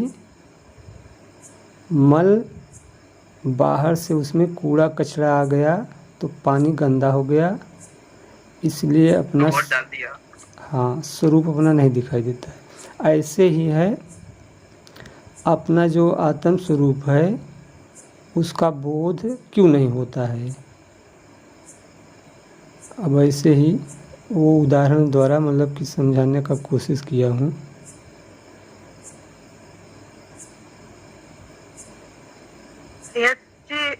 एक चीज और हम क्लियर चाहते हैं, जैसे आपने कहा कि 3 वो है, जैसे जो हम मतलब ये उदाहरण तो है, लेकिन जो काई हो गया वो क्या है हमारे लिए, और जो आपने कहा कि ईंटा, मतलब जैसे कि ईंटा फेंक देते हैं और वो पानी में तरंग हो जाता है तो हम अपने को देख नहीं सकते, तो वो क्या हमारा मन है, और या काई क्या हमारी बेहोशी है, या जो मल उसमें बह के आता है ये हमारे मतलब व्यवहार जो गलत होते हैं या कुछ भी अशुद्धि मन की मतलब व्यवहारों की वो है। अपना स्वरूप स्वच्छ पानी की तरफ है, ठीक। जैसा पानी एकदम स्वच्छ है, साफ सुथरा, ऐसा ही अपना स्वरूप है। अब जैसे बाहर से कचरा आ गया, मल आ गया, मल का है काम क्रोध लोभ मोह, जब ये आ जाता है तो जो अपना स्वरूप है उसका बोध नहीं होता है, क्योंकि एक तरह से वो मतलब कि चढ़ गया ना, मतलब उसी में मिल गया, मटमैला हो गया। जो पानी था मटमैला, यानी जो अपना स्वरूप था अब बोध नहीं हो रहा है। किसके कारण? काम क्रोध लोभ के कारण। और जैसे हमारा स्वरूप एकदम स्वच्छ है पानी की तरह, अब उसमें कोई पत्थर मार देता है तरंगायित हो जाता है, ऐसा ही अपना स्वरूप जो है एकदम हम अपने स्वरूप में हैं। अब कोई उसमें अड़चन डाल दिया, कोई आवाज़ ही आ गई तो फिर वो अपना स्वरूप थोड़ा टूट जाता है। जैसे तरंग कोई पैदा हो गई, ऐसे ही मतलब एक तरंग जब पैदा हो जाती है तो अपना स्वरूप टूट जाता है।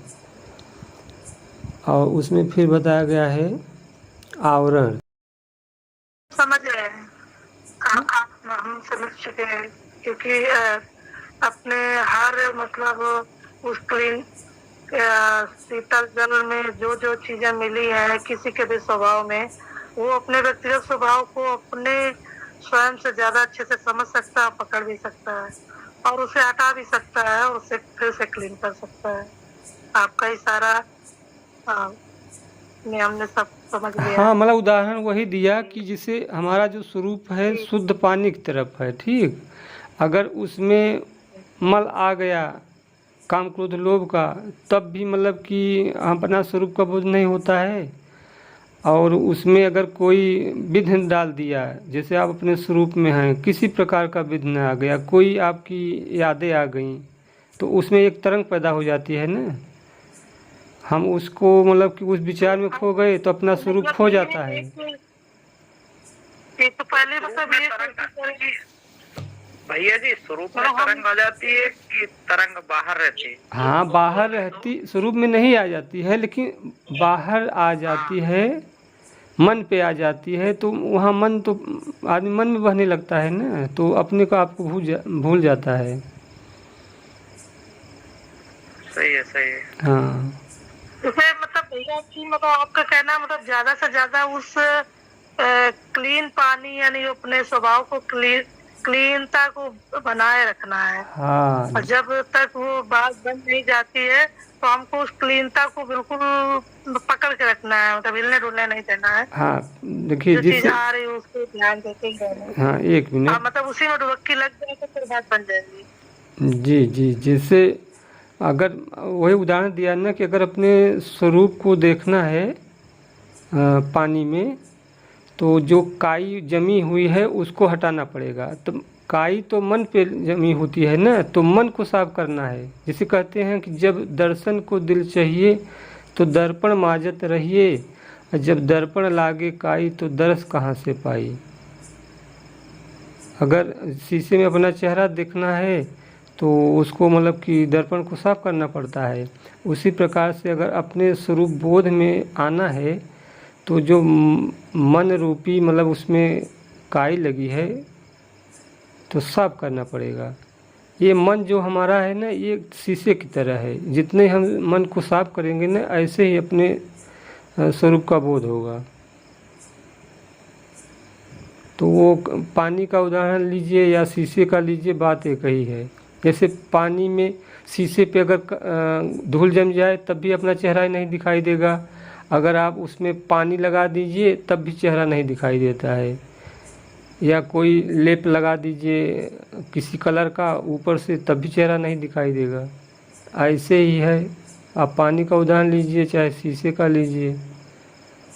और नहीं, बहुत अच्छा भैया जी, पानी का उदाहरण बहुत ज्यादा अच्छा लगा, क्योंकि हमको अपने आप को पानी की तरह हमेशा ध्यान देना है कि अगर एक विभाव आया, विचार आया, तो हमें तुरंत ध्यान देना है कि मेरा पानी की क्लैरिटी हिल गई, हमारी तरंग आ गई, हमारा हिल गया। मतलब वो बस मुझे हमेशा उस क्लीनता को बना के अभी पकड़ के रखना है कि जब तक कि मेरा एकदम मतलब चेहरा जो साफ दिख न जाए, मेरा क्लियरिटी ज्यादा। ऐसे होता है कि जितने टाइम तक जो ज्यादा रुक जाएगा फिर उसका वो स्वभाव पकड़ बन जाएगी। नहीं लगता जी? ठीक। इससे ये दूर करने के लिए क्या ध्यान से दूर होगा या योग से? हमें तो लग रहा है कि भैया जी पहले तो अपना व्यवहार इतना स्नेहिल और शुद्ध होना चाहिए।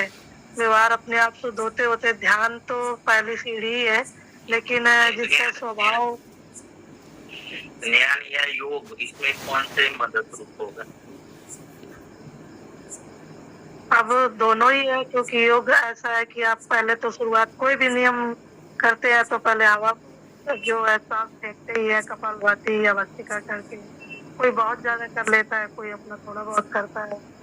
और ध्यान तो एक मतलब हम कहेंगे कि सबसे तेज वो सीढ़ी है जिससे चला जा सकता है। तो ध्यान का मतलब ये नहीं कि केवल बैठ के आसन लगा के ध्यान तो मतलब ये है कि हर समय हमने अपने गतिविधियों पे, अपने एक एक भाव पर, अपने अपने विचार पर शुद्ध अशुद्ध का विचार करते हुए देखते रहना है।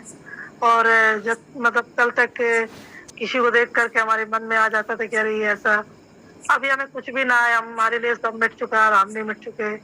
जब इतने के लिए मतलब क्लीनता बात ही रह गई और हम उसको जज भी करते रहे और कुछ आए भी तो हमको पकड़ पाए कि अभी ये शेष है।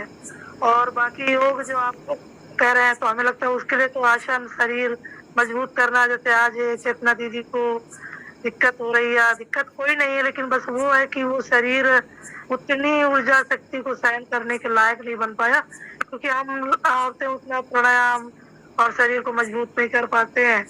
और वो जब तरंग इतनी हाई उसमें आती है तो हम शिथिल हो जाते हैं, और शिथिलता में उसको मतलब शिथिलता का आनंद तो मिलता ही है, लेकिन आवाज, शरीर सब एकदम शून्य स्थिति में पहुंच जाता है, निकार क्षमता वीक हो जाती है। तो उसको शायद किसी को तकलीफ दिखाई देती है, मुझे तो अनुभव उसका होता भी है। तो ये लगता है कि उसमें तो मुझे हमेशा रहने का अवसर मिल जाए। तो ये है कि ठीक है। जयराम जी आप बताइए। आप देखिए नहीं ये ज्ञान या योग में किसको श्रेष्ठ मानेंगे, उस बारे में तीनों को? दोनों का सामने को उपयोग करना पड़ेगा। नहीं सभी का है, लेकिन मेरा सिर्फ ये आपको सहज जिस चीज में आप कर रहे हैं सहज रहकर कोई मतलब योग तो जरूरी है, क्योंकि शरीर की शुद्धता, शरीर की मजबूती तो योग से ही होती है। हम ध्यान कर रहे हैं, लेकिन हमारी सांसों की जो बहुत बड़ी विशेषता है वो तो आपको थोड़ा ध्यान करना ही पड़ेगा। तो यहाँ पर ये नहीं कह सकते कि किसी एक चीज से चलना है। समय समय पर हर चीज का संयोग यदि आपके मतलब वो सांस लेने की गति सही चल रही है तो आपको नहीं जाती जरूरी वस्तिका।